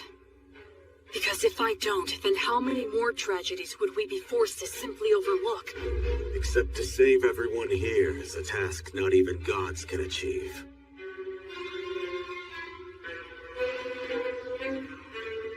Honestly, if only you were some nameless man making this audacious request of me. You are right. But that being said, had I not killed the wyvern, I would never be speaking with your highness. That is also true. But I must also consider the option of having to kill you. I must also consider the option of having to kill you. That's unnerving. And how will you explain my death to everyone? I'd simply say that you were poisoned in a battle with the wyvern, and you started to spit up blood since the treatment was too late. I understand what his disposition is. A hero who can't even prove his identity is asking him for forces to operate in a region he doesn't even govern. Of course he'd see it as dangerous. I can handle those two, but there's still the risk of projectile weapons, and the prince is pretty skilled himself. No, it's pointless to think about that. In any case, I have to get through this somehow. I need to speak from the heart and plead my case as earnestly as I can. Your Highness. Go ahead. If all the saltiness were to disappear from the world, then what would give salt its distinctive salty flavoring? And if all those who carry a flame were to live entirely in the sunlight, upon what would they shine their flame? For my part, I'm fortunate to have received a part of that flame from Gracefield, the divine goddess of light. I firmly believe that the ones who carry that flame are the ones who should march first into the darkness. They must shine the light upon those who lament in darkness and light the path for those who follow behind. So please, I beg of you, can you somehow grant me permission for this unusual undertaking of mine?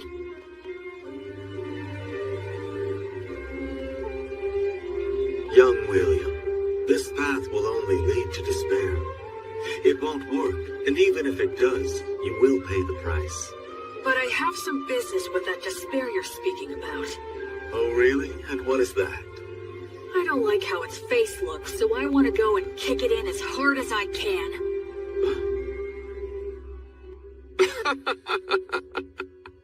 Kick it in the face. I like that. Come to think of it, you are a high priest, aren't you? And you have quite a good friend, too. What, you didn't notice the quick reaction that he had? When I said that I was going to kill you, that half-elf over there gave me the most murderous glare I think I've ever seen. What are you talking about? I did that because I thought you were going to kill me as well. Damn it, don't look so happy. Bishop, please stop. Please wait, Father. This is for the guests at the moment. Stay out of my way. Damn ridiculous fools! Prince Ethelbald, please, I beseech thee, do not act irrationally. Who, me? Why, Bishop Bagley. I have no idea what you're talking about. Do not play dumb with me. This young man is registered with my temple. He is in the books. Though it may be temporary, he is a member of the temple. And you beckon him here without a word to me? Do you mean to disregard the temple's authority? Oh, I had no idea about that. Is this true?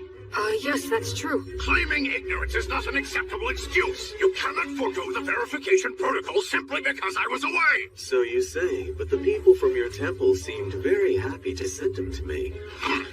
A total lack of discipline. I will give them a stern talking to later. In any case, he must... The thing is, Bishop Bagley, he is not what you think he is. Huh? He came here and asked me to assemble a private army. He says he wants to save the poor people of Beastwoods.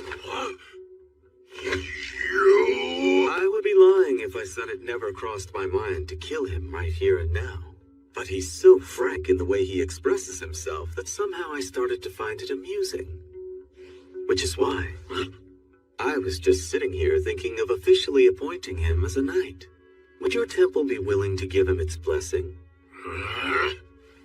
You know, he would become a paladin. The temple and I can share the profits and responsibility. What do you say to that idea? Of course, naturally, he would fall under our joint authority.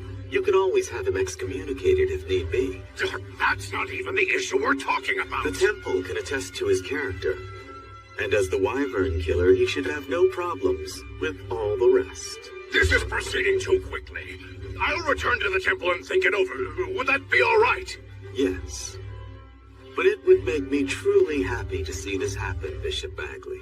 I have taken a liking to this young fellow. Assuming I do decide to become his patron, you can spare me your silly games. You novice boy, we're leaving now. Right.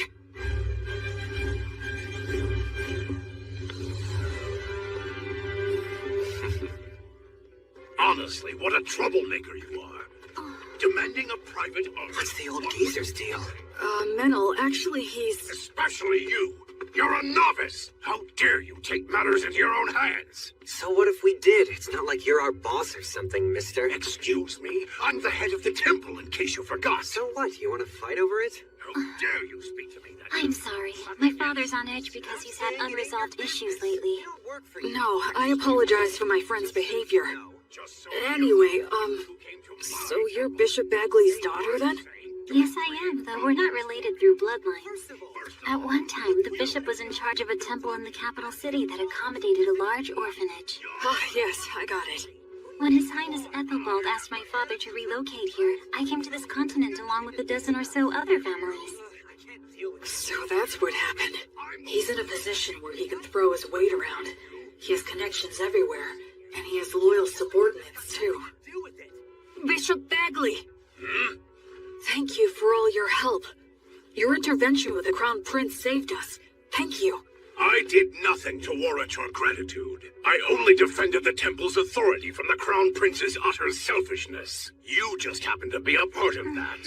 Besides, when he's amused by something, he has a habit of doing absurd things. It's a real problem. But be that as it may, I still must respect his royal stature and worldly authority.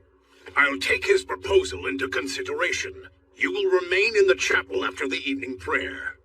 All right, I understand. The thing is, What?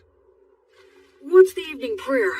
You unbelievable fool! You know the prayers that are called Vespers and Compline? Those holy practices were revised 200 years ago. Did you serve your apprenticeship with one of such a long-lived race? Sure. I guess that would be a good way to put it.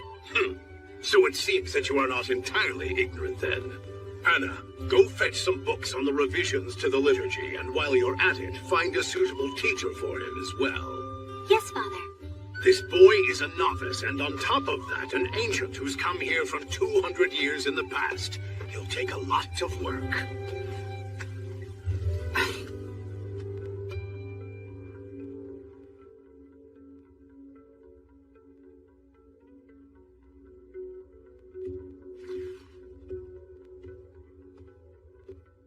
Greetings, Bishop. Wait here for a moment. Of course.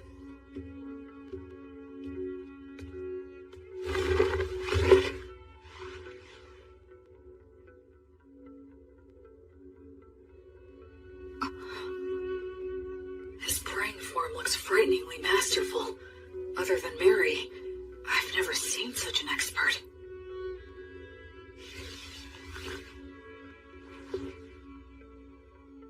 Now then. What is it? As head of the temple, you have earned a high level of divine protection, yes? Equal to my own. if not even higher. The people of the temple told me that you don't use the blessing, and when you pray, either you don't let anyone watch, or you don't apply yourself fully when others are present. Why is that? Ha! Foolish novice. Just what exactly do you think the blessing is? Divine protection from a god. Well then, why did a god bestow divine protection upon you? You think it was to give you special treatment? Not so, correct? To act through you. Understand? It is the god's wish to be able to achieve something great through you. And in order to live up to the god's ideals, we must constantly be in thought about how to use the blessing most wisely. Using it for personal gain will sadly detract from the god's glory. Most of those dimwits fail to understand this point, which is why they will one day lose the blessing. I am the head of the temple. This land is wild, and development on it has barely begun. To secure funding and rights, I must yell and intimidate. To lay the groundwork, I must do favors and use bribery. If I were to use such a high blessing in these circumstances, the people would question why a man like me received divine protection in the first place. Now, youngster, do you think this kind of behavior would contribute to the glory of my guardian deity, Volt? No. Precisely. The correct course of action for blessings and prayers is to store them inside. Therefore, I have entrusted the Vice Bishop with the glorification of the gods through such sacred blessings. He's a very capable man, skilled at winning the hearts of the people to the extent we need it. I trust him with the stressful role of being the face of the temple. I didn't know. Bishop Bagley is really quite talented.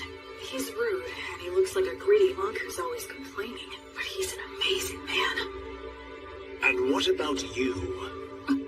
Making a novice who has yet to fully comprehend what the blessing means into a paladin? The Crown Prince always falls in love with his own stupid jokes. Listen, nothing good will come of a novice attempting this, so don't do it. I'd be happy to refuse on your behalf. Even the Crown Prince will drop the idea if I firmly reject it. What do you say? Regardless of what you're proposing here, my goddess still wishes to act through me. You won't change your mind. No, I will not. You're the biggest fool. I agree. What did you swear to the goddess of flux? To offer her my life, banish evil, and save the suffering. Rejoice, then. You have got to be one of the most dim-witted of all the dimwits that I have ever seen here. I can send a few men with you, but the rest will be entirely up to you. Thank you very much. I should respect this man, no matter what anyone else says. Welcome! You're really putting those drinks away, mister. Don't go for people who use adventuring as a job. You have to find those who are in it for the glory and prestige.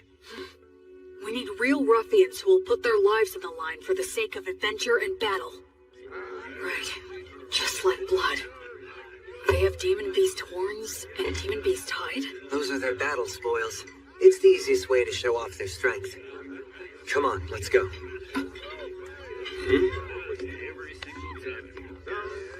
A red-headed boy with a friend who looks to be half-elf? There's no doubt. His training must have been extensive. Hey, man, what's the famous wyvern killer doing walking into some pub out of the middle of nowhere? I'm looking for help. Exploring Beast Woods? Low pay, your reward is glory and praise, and there's no guarantee you'll survive. We're doing this for a living, you know? We're not taking this quest, right, guys? Yeah, man, don't be so stingy. Shut up, you blowhards.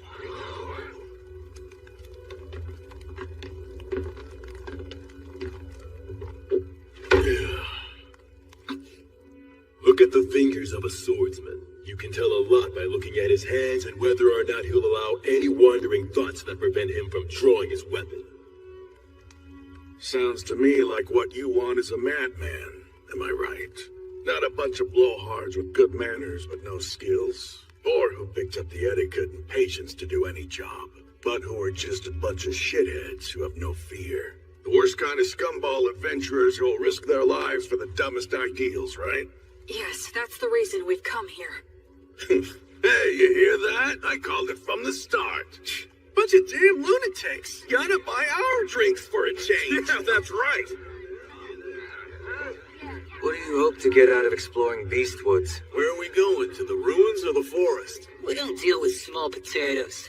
We want the demon boss. The leader of the demons running amok in Western Beast Woods. The subordinate demons are thought to command demon beasts.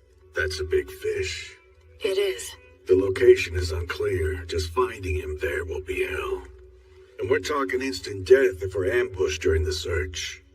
That is highly likely. In other words, this is gonna be a nice, fun, stupid little jaunt into the woods.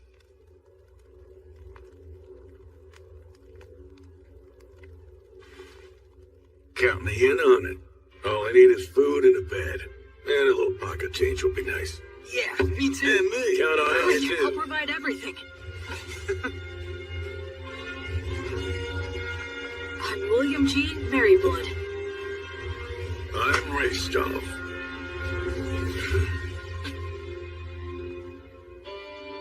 Whence cometh this disciple? To the lost goddess of flux. She who is the brilliant goddess of light? This disciple... It's almost time for the ceremony. I heard they wanted to make this a happy event to give people work who lost their homes and jobs in the Wyvern attack. But... Now know the name of the new hero who has appeared in the city of White Sails! That should just about do it.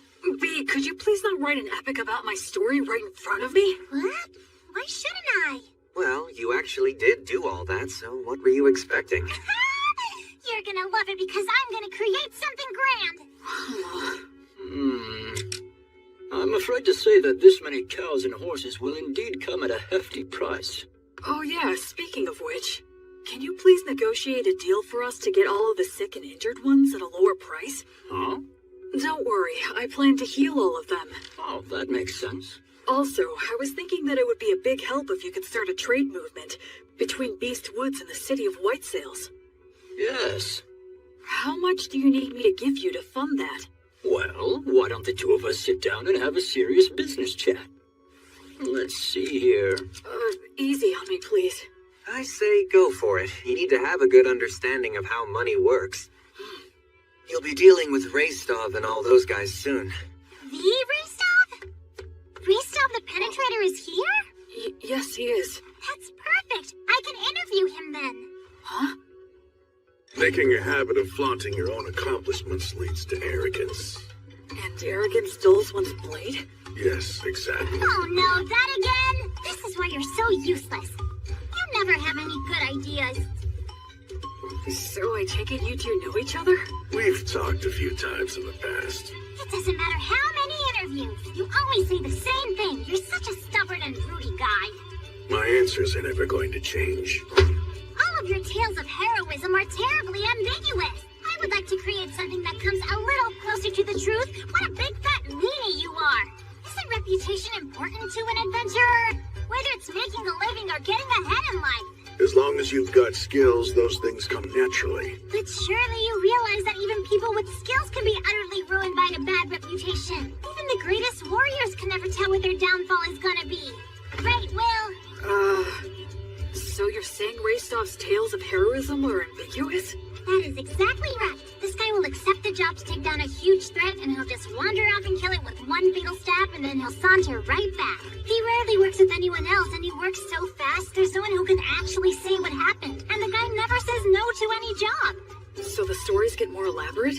Yep. I try to interview people, but they just fill in the gaps to their own liking. I put in a few things here and there for dramatic effect, but I like to add more truth to my tales. No need there. See what I'm saying? If only I had a little more to work with. For heaven's sake. Hey, I know! How about the Penetrator versus the Paladins? Huh? That sort of came out of nowhere. You're putting Raystov on the spot too, right? If I receive a challenge from a strong opponent, I have no choice. But Raystov! Alright, you heard what he said. Well, I guess maybe when we're done at Beastwoods. Yes! You promised! This is so great! I'll make this into a song that'll be sung for centuries. Marnia, until the end of time! Woohoo!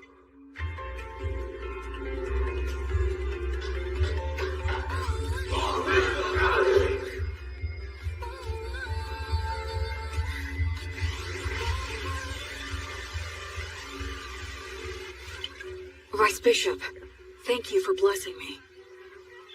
Please think nothing of it. It was an honor to receive such an important duty from the bishop. Ordinarily, of course, this would be his job, but... I asked him, but he said he finds it bothersome to show people his pious side. It's too bad. I agree, for a man of his caliber to be so unknown to the public. So this is where you've been hiding. Oh? We're having a few grappling matches over there. Come on and join us for a round. Okay. Come with us, Middle. No way, man. Hey, it's the paladin's servant. Huh? He's not my servant. He's my friend. I'm not your friend. Huh? Well, we're making a fortune now, and guess what? It's all thanks to your song. Goddess of Light, are you watching? I'm getting by somehow, and I'll continue to. And that's how I became the faraway paladin.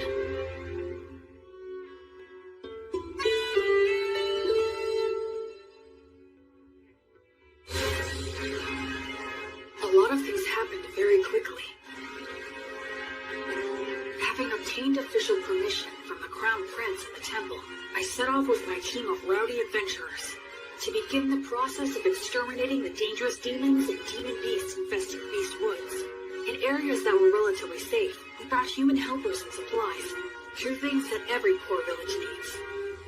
The village is within sight! Yeah! A village with access to supplies becomes much more productive. Even if it was in debt, it should eventually turn a profit. Tonio handled all of that with remarkable skill. It was also Tonio who arranged funding for our activities by soliciting donations and contributions. You know, maybe I'll go on to become the head of a trading company. Yeah, please go big. And when I do, I'll be counting on your patronage. Officially, this is just the case of a lone priest doing charitable work. That way, no one gets offended. Of course, all of this means that I need to remain loyal to the Crown Prince and to the temple.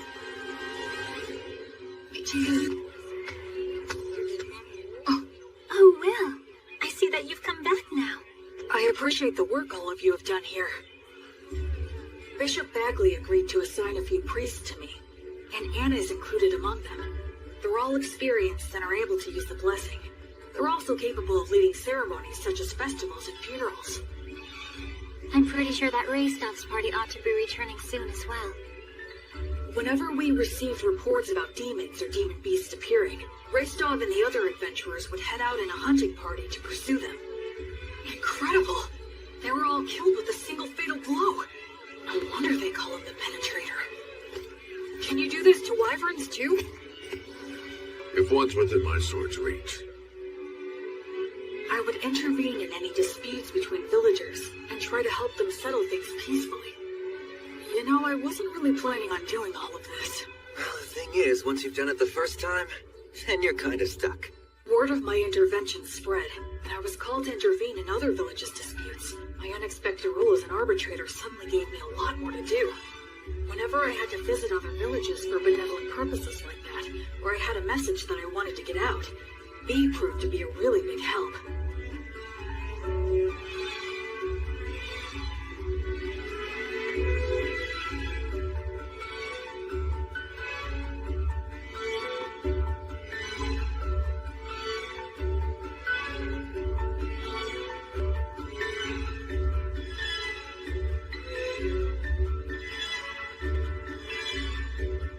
So, we traveled back and forth across Beast Woods time and time again.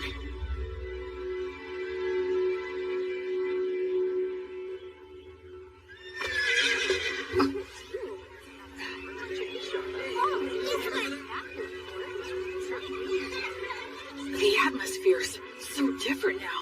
This whole area has become relatively safe, so it's getting a lot more merchant traffic. A village that once had a dark cloud hanging over it, now full of life and smiles.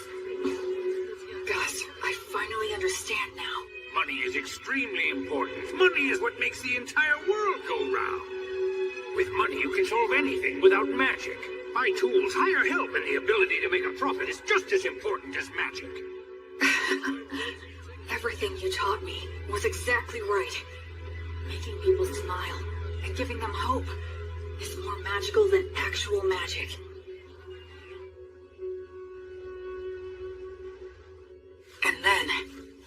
just as we were noticing the first signs of summer approaching. Hey, Will. What is it? Pip's party went west to do some recon, and they haven't come back yet. So how long? They were planning to spend no more than 10 days investigating, but it's 2 days past that. Pip and his party. They're very talented hunters. All right then. We'll go and search for them. You, Menel, and I are definitely going to go. And do you think you could put together 2 parties? They need to excel in forest exploration skills. I'll gather them right away. There's a chance they didn't get lost, but instead wound up in the demon's base. And if that's the case, there will be a battle.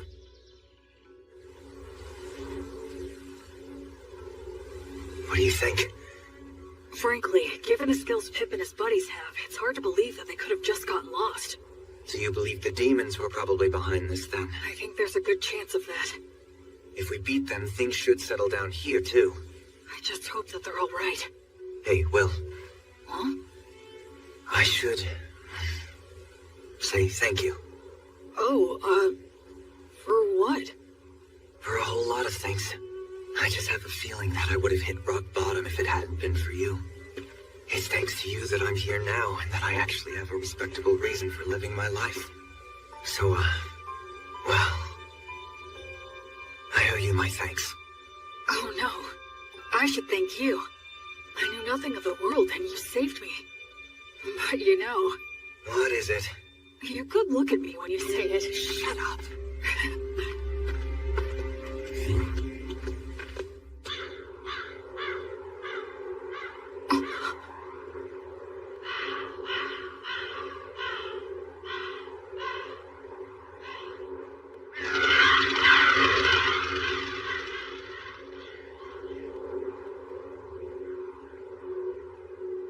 Hey. It's huge. So what made this? I don't know. It looks even bigger than a manticore. Maybe a stray living in the valley. Or, Well, at least they died fighting a big one. Pip, Harvey, and Brennan must have been pretty happy about that. Although I guess they had a good reason to be pissed off, too. Yeah, like we didn't get to kill it. They died a good death, worthy of adventurers. Go on, drink up. Virtuous gods, please grant rest to their weary souls. Graceful goddess of light, I beg you, please, grant them peace and guidance.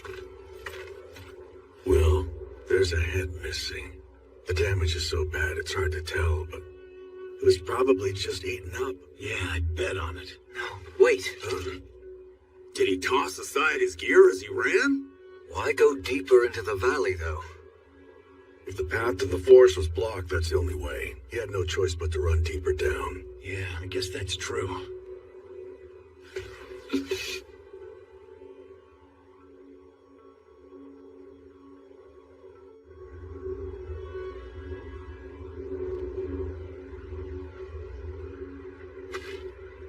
How strange. Yeah. Feels off. What do you mean? What's wrong? The footing here is very poor in this valley.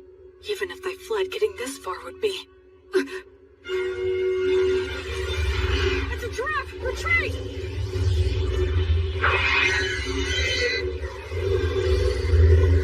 Fall back! No use coming toward us! Stay calm! Keep your backs to the rock! Don't panic! Form a shield wall! We have to get past them. It'll be fine. We should be able to handle these guys. Hey, Metal! Yeah, what? I'll help us with magic of the blessing! Goddess of flux, repel the poisons that rain down upon us. Fortis, Vita, Ut, Omnis. Thank you. Gnomes, oh gnomes, guardians of treasure, guard us against our foes. Sylphs, maidens of the winds, send a gale of protection for these warriors. Nice. Alright. These beasts may think they've trapped us, but now let's show them which one of us is truly the prey that's going to be hunted down.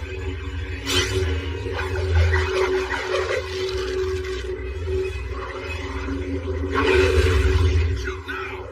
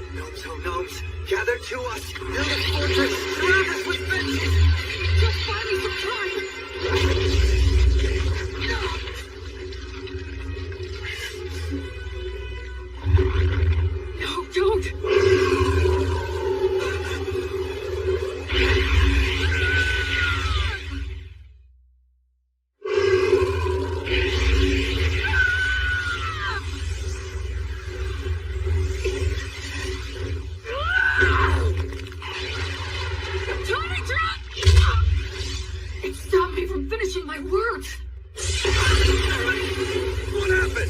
This fire! Why? Everything was going so well up till now. And yet, where did I... What did I do wrong?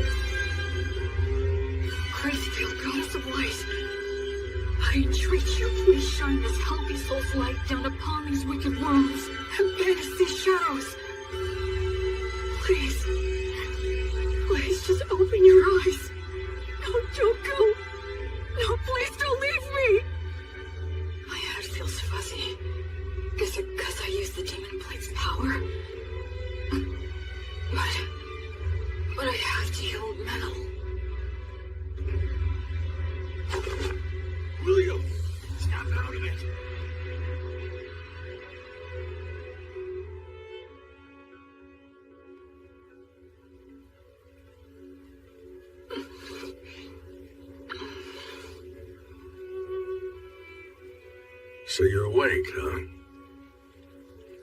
Where am I? A village not far from the valley. After that battle ended, we retreated, bearing you and Manaldor here upon our backs. The Chimera fled. I see. Where's Manal? He remains alive. Between the magic and protection you put on him before the fight, and Manaldor's own quick reaction, it seems your blessing came just in time. Thank goodness. Although he still hasn't woken up yet. Then I have to go to him. You still need to rest a bit longer. But if I... Manaldor's condition is stable now. He's already had all the care that he needs. You burned up far too much of your strength. So rest.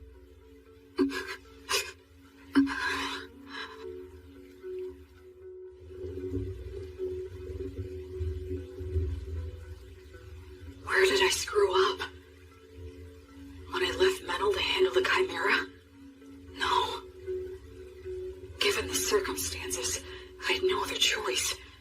So when was it? Was it just getting caught in that trap in the first place?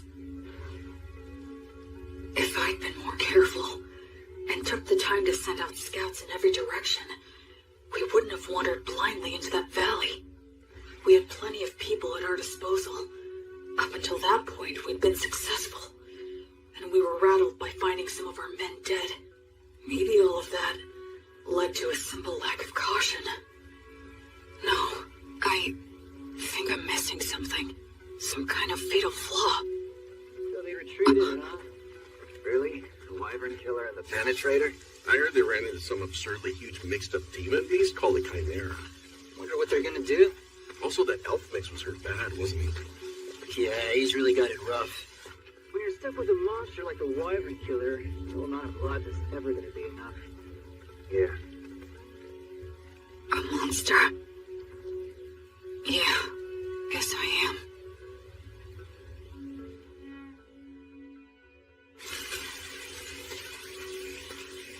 It wasn't my battle tactics that were wrong. It was my estimation of our strength. I put my trust in Menel. I just believed that he'd always have my back. That he could keep any enemy in check for me, no matter what. I thought he could handle that much. But I ended up coming extremely close to getting Menel killed out there. I just decided on my own that he was my friend. And in my innocent naivete, without even thinking, I set him up to face dangers that he wasn't ready for. Hey, Will, over here! The Antonio. We got your message and rushed right over. And also, Anna will be coming and is due to arrive here with the priests later on. I see. Hey, Will, know what? We heard you saved Menel's life earlier. I can't believe it! You ran into a beast as impossibly tough as a chimera, but you still beat an insane number of magic beasts and even saved Menel's life! You really are absolutely incredible! I doubt that Menel and the others who have been stuck with me would agree with that opinion. Huh? I'm going to see him. But Will... Wait, Will, shouldn't you keep resting at least a bit longer? I'm fine. I'm very strong after all.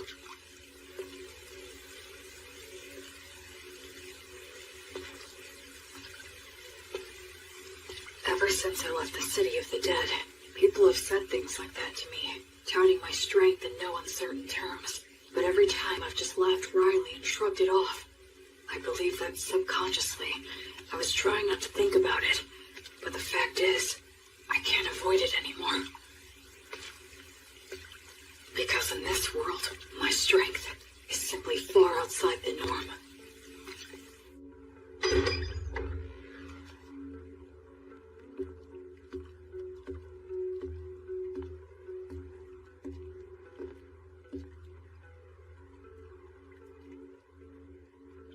This is my sin.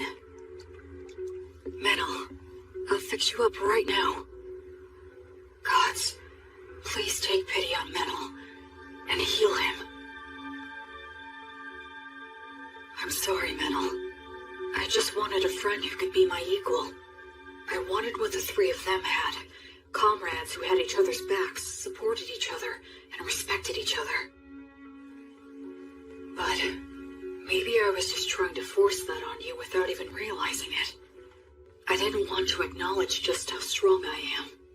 Because if I did that, if I set myself above everyone else, and had to admit that I was different, then I'm scared. I'm lonely. It hurts. I hate this. Oh, of course. It really is just as simple as that. I was afraid to be alone. I couldn't bear not having someone beside me. That's the reason why I tried to see the people I should have been protecting, the people I should have been saving, as my equals. I was averting my eyes from the truth, when really, I was just scared. And for that despicable reason, because of that, I almost got you killed. But I finally get it now. I just couldn't keep going on that way.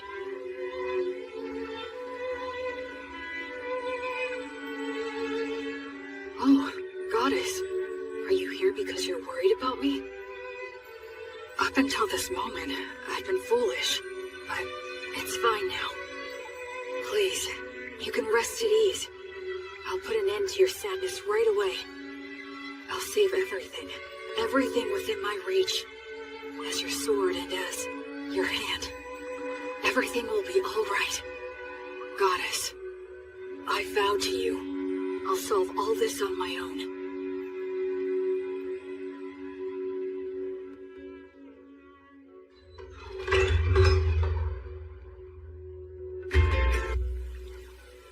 Where do you think you're going, huh? Where am I? To kill the demon beasts, of course. Alone? Yeah, that's right. I doubt you can keep up with me. Which is exactly why I need to protect him. Look, don't worry. It's okay. I'll take care of everything. I'll kill the Chimera and the whole herd of demon beasts. And if there are demons controlling them, I'll kill them too. You see, that's just the kind of monster I am, apparently. Look, Will. Stop screwing around! Wake the hell up, idiot! Oh, so this is how it's gonna have to be, huh?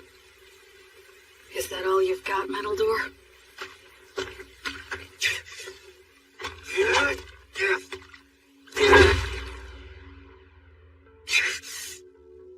Damn it! I can't have him following me. Damn it!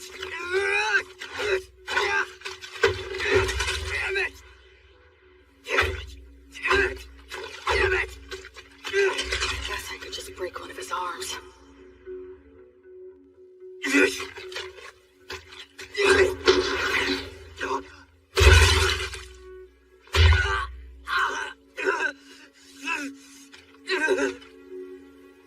Just go and get someone to heal you. I'm not done. Oh, yeah? You're more resilient than I thought. What should I do now? Use words to make him stay here? No, I'll constrict his carotid so he loses consciousness. Gnomes, oh gnomes! Clench your fists! Use them to strike the enemy! Use this incantation.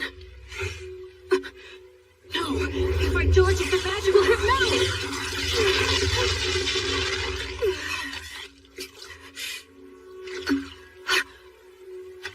What's this crap about fixing everything alone? You're only being a coward!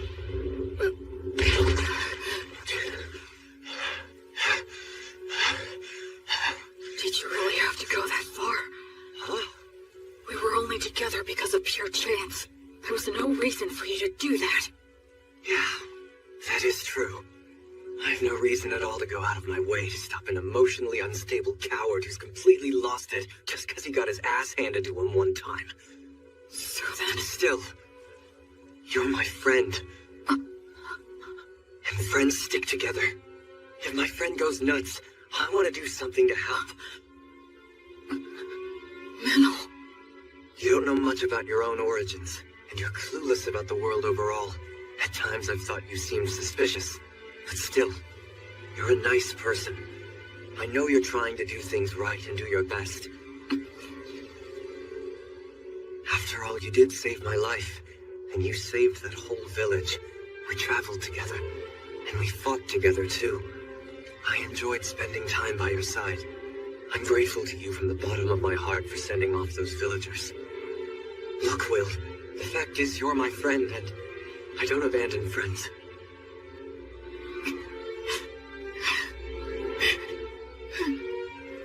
Well, you still want to fight? I surrender. I know that I'm still weaker than you now, but just you wait. I'll catch up before you know it. Menno. And soon enough, I'm going to prove that you are no monster.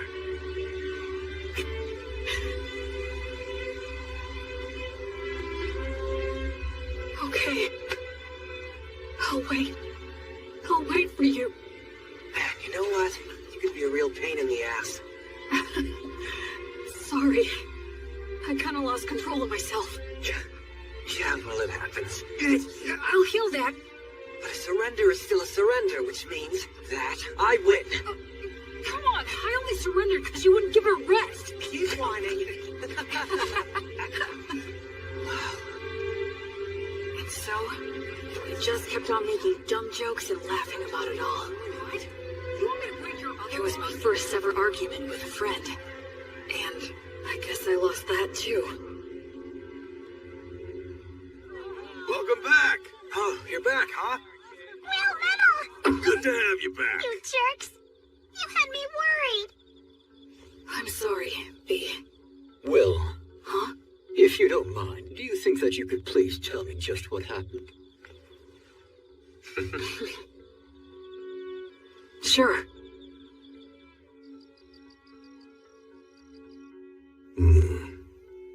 That's an illness of the strong. And the stronger that you are, the harder that it can hit you. Depending on the severity of the case, it can even kill you. I'm so sorry. I really didn't mean to make all of you worry. Anyway, I'm all right now.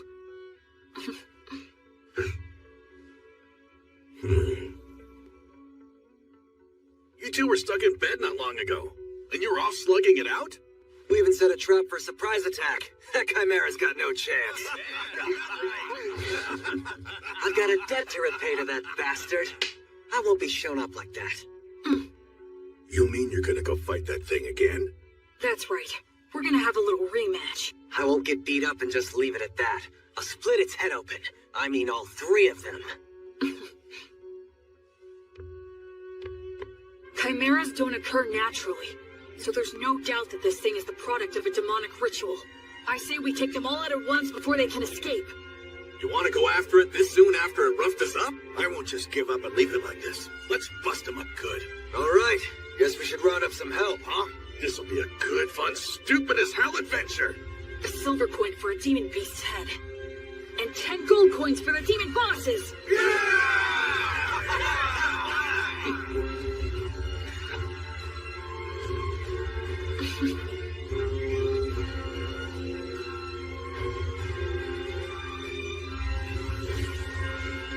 After that, we spent a few days putting a force together, sent out several rounds of scouts, and made our preparations.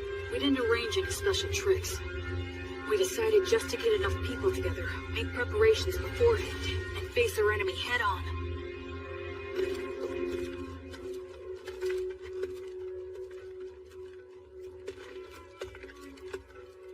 Let's set up our formation and our gear here.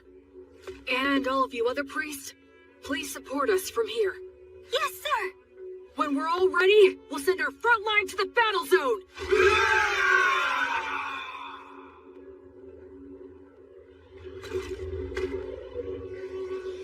If we can wipe out all of those things, this whole area is going to be a lot more peaceful. Yeah, let's do that. Huh? Sometimes you propose the wildest things so casually. Here they come.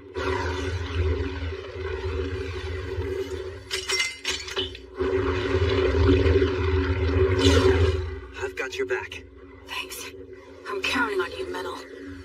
I'll break you head on!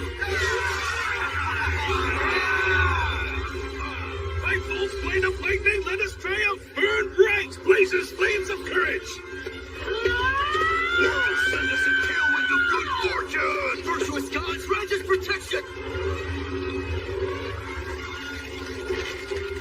Shoot! Sachita Flavion!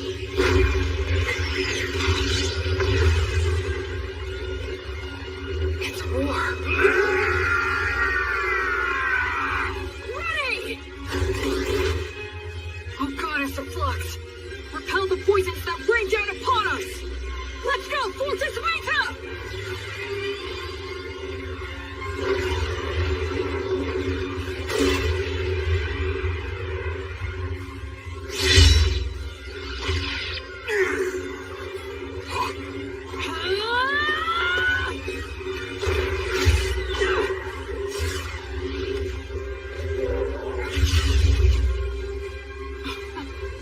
How could I ever think that I'd fix this all alone? I was never any more than one factor in this battle. The battlefield's not so easy that only one person is enough, no matter how strong they are. By the flame of Gracefield!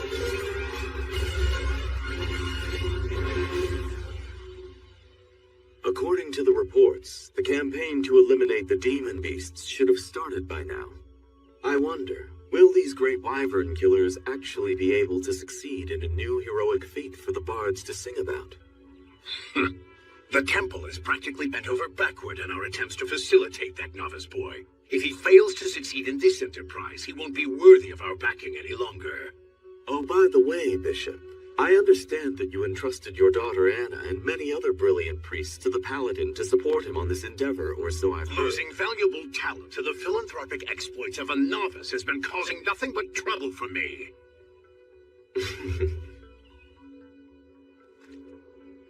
What's this? The remains of an abandoned monastery? It looks like we're the first ones to make it here. Be careful. Watch for traps.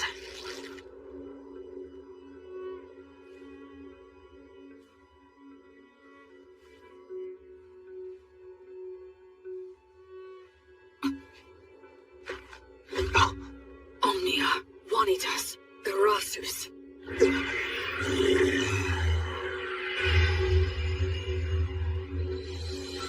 Hi there. He was laying an ambush with invisibility? Careful, Will. This thing's pretty damn smart. Do you think that maybe it's got some demon in it? You're after the High King? Oh, you know the High King sealed you. Are you a warrior sent by one of the gods then? That answer, I'm certain now. Basically, this is like taking a square on a chessboard. The city of the dead, where the High King was sealed, isn't yet under control by either side. If the demons manage to take control, they'll undo the seal, and disaster will ravage the continent again. But if mankind takes control, the seal will likely become even stronger. The demons are in a position where they need to keep Beast Woods permanently devastated, and keep it in a state of chaos, destitution, and lawlessness.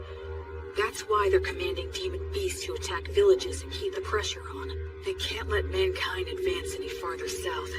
They can't let people head in that direction. They can't let them think that there's hope in the south. If you consider the existence of their king, it's incredibly easy to figure out what their objective is. In the name of the goddess of flux, I will destroy all of you. Oh yeah, but wait. There seems to be some sort of mistake or perhaps a misunderstanding. A misunderstanding, huh? That's right. That's the truth.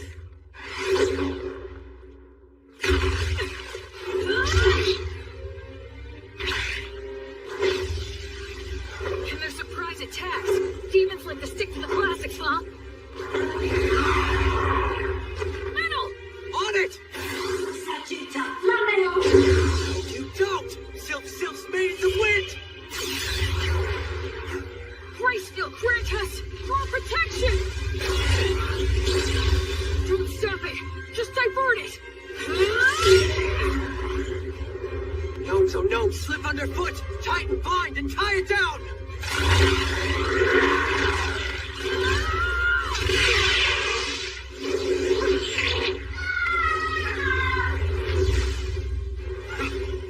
It has 3 separate heads. Each one reacts differently. They're bound to end up becoming confused. This demon beast is unnatural. It shouldn't exist. I don't need to score a clean victory in one strike. I just need to fight it the right way and win by being better. I don't need to use a flashy secret technique. I'll just use all 3 of their teachings and do what it takes to win. That's the fighting style that works best for me. Maidens of Wind! Bless this arrow with your kiss!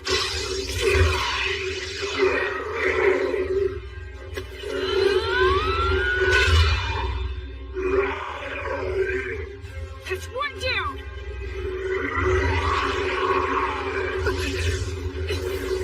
You give me no choice. Although to test this dragon's power, I must use it. Dragon?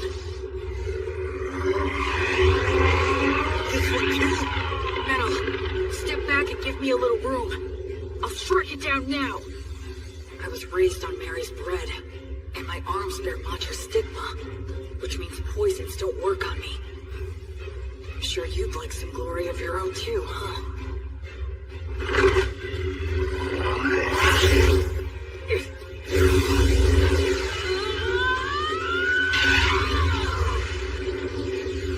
Gnomes, oh gnomes, clench your fists! Use them to strike the enemy!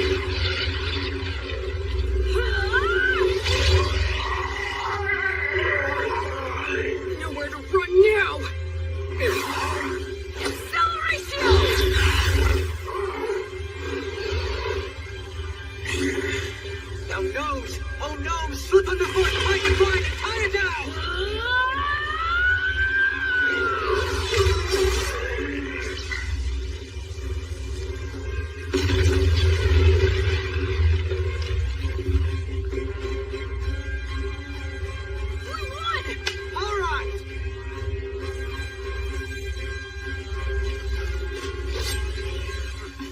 On to the next one.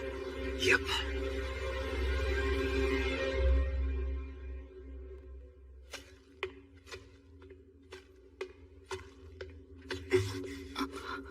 Took you long enough. Greystov. I'll be taking those 10 gold coins you promised. What? No way. He beat us to it? You're kidding. How'd you do it? Came from the side. Since you two guys were busy taking care of the Chimera for me, it was actually pretty easy. Well, that's Greystov the Penetrator for you. He's too good at getting ahead of people. You have to be if you want to get to the strongest opponents. Careful, there could be traps here. I guess we're the first ones here. Those 10 gold coins are ours. Huh? To our victory!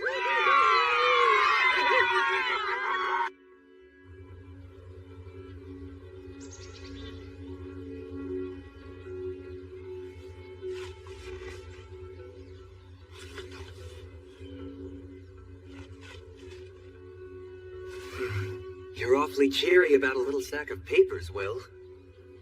You could tell, huh? Yeah, you're grinning and caressing that paper the same way that someone might touch a woman's body. Is that the stuff those craftsmen gave you? They said they were the best of the trial sheets they made. You really are happy, huh? Well, the way I see it, these are the future of this town.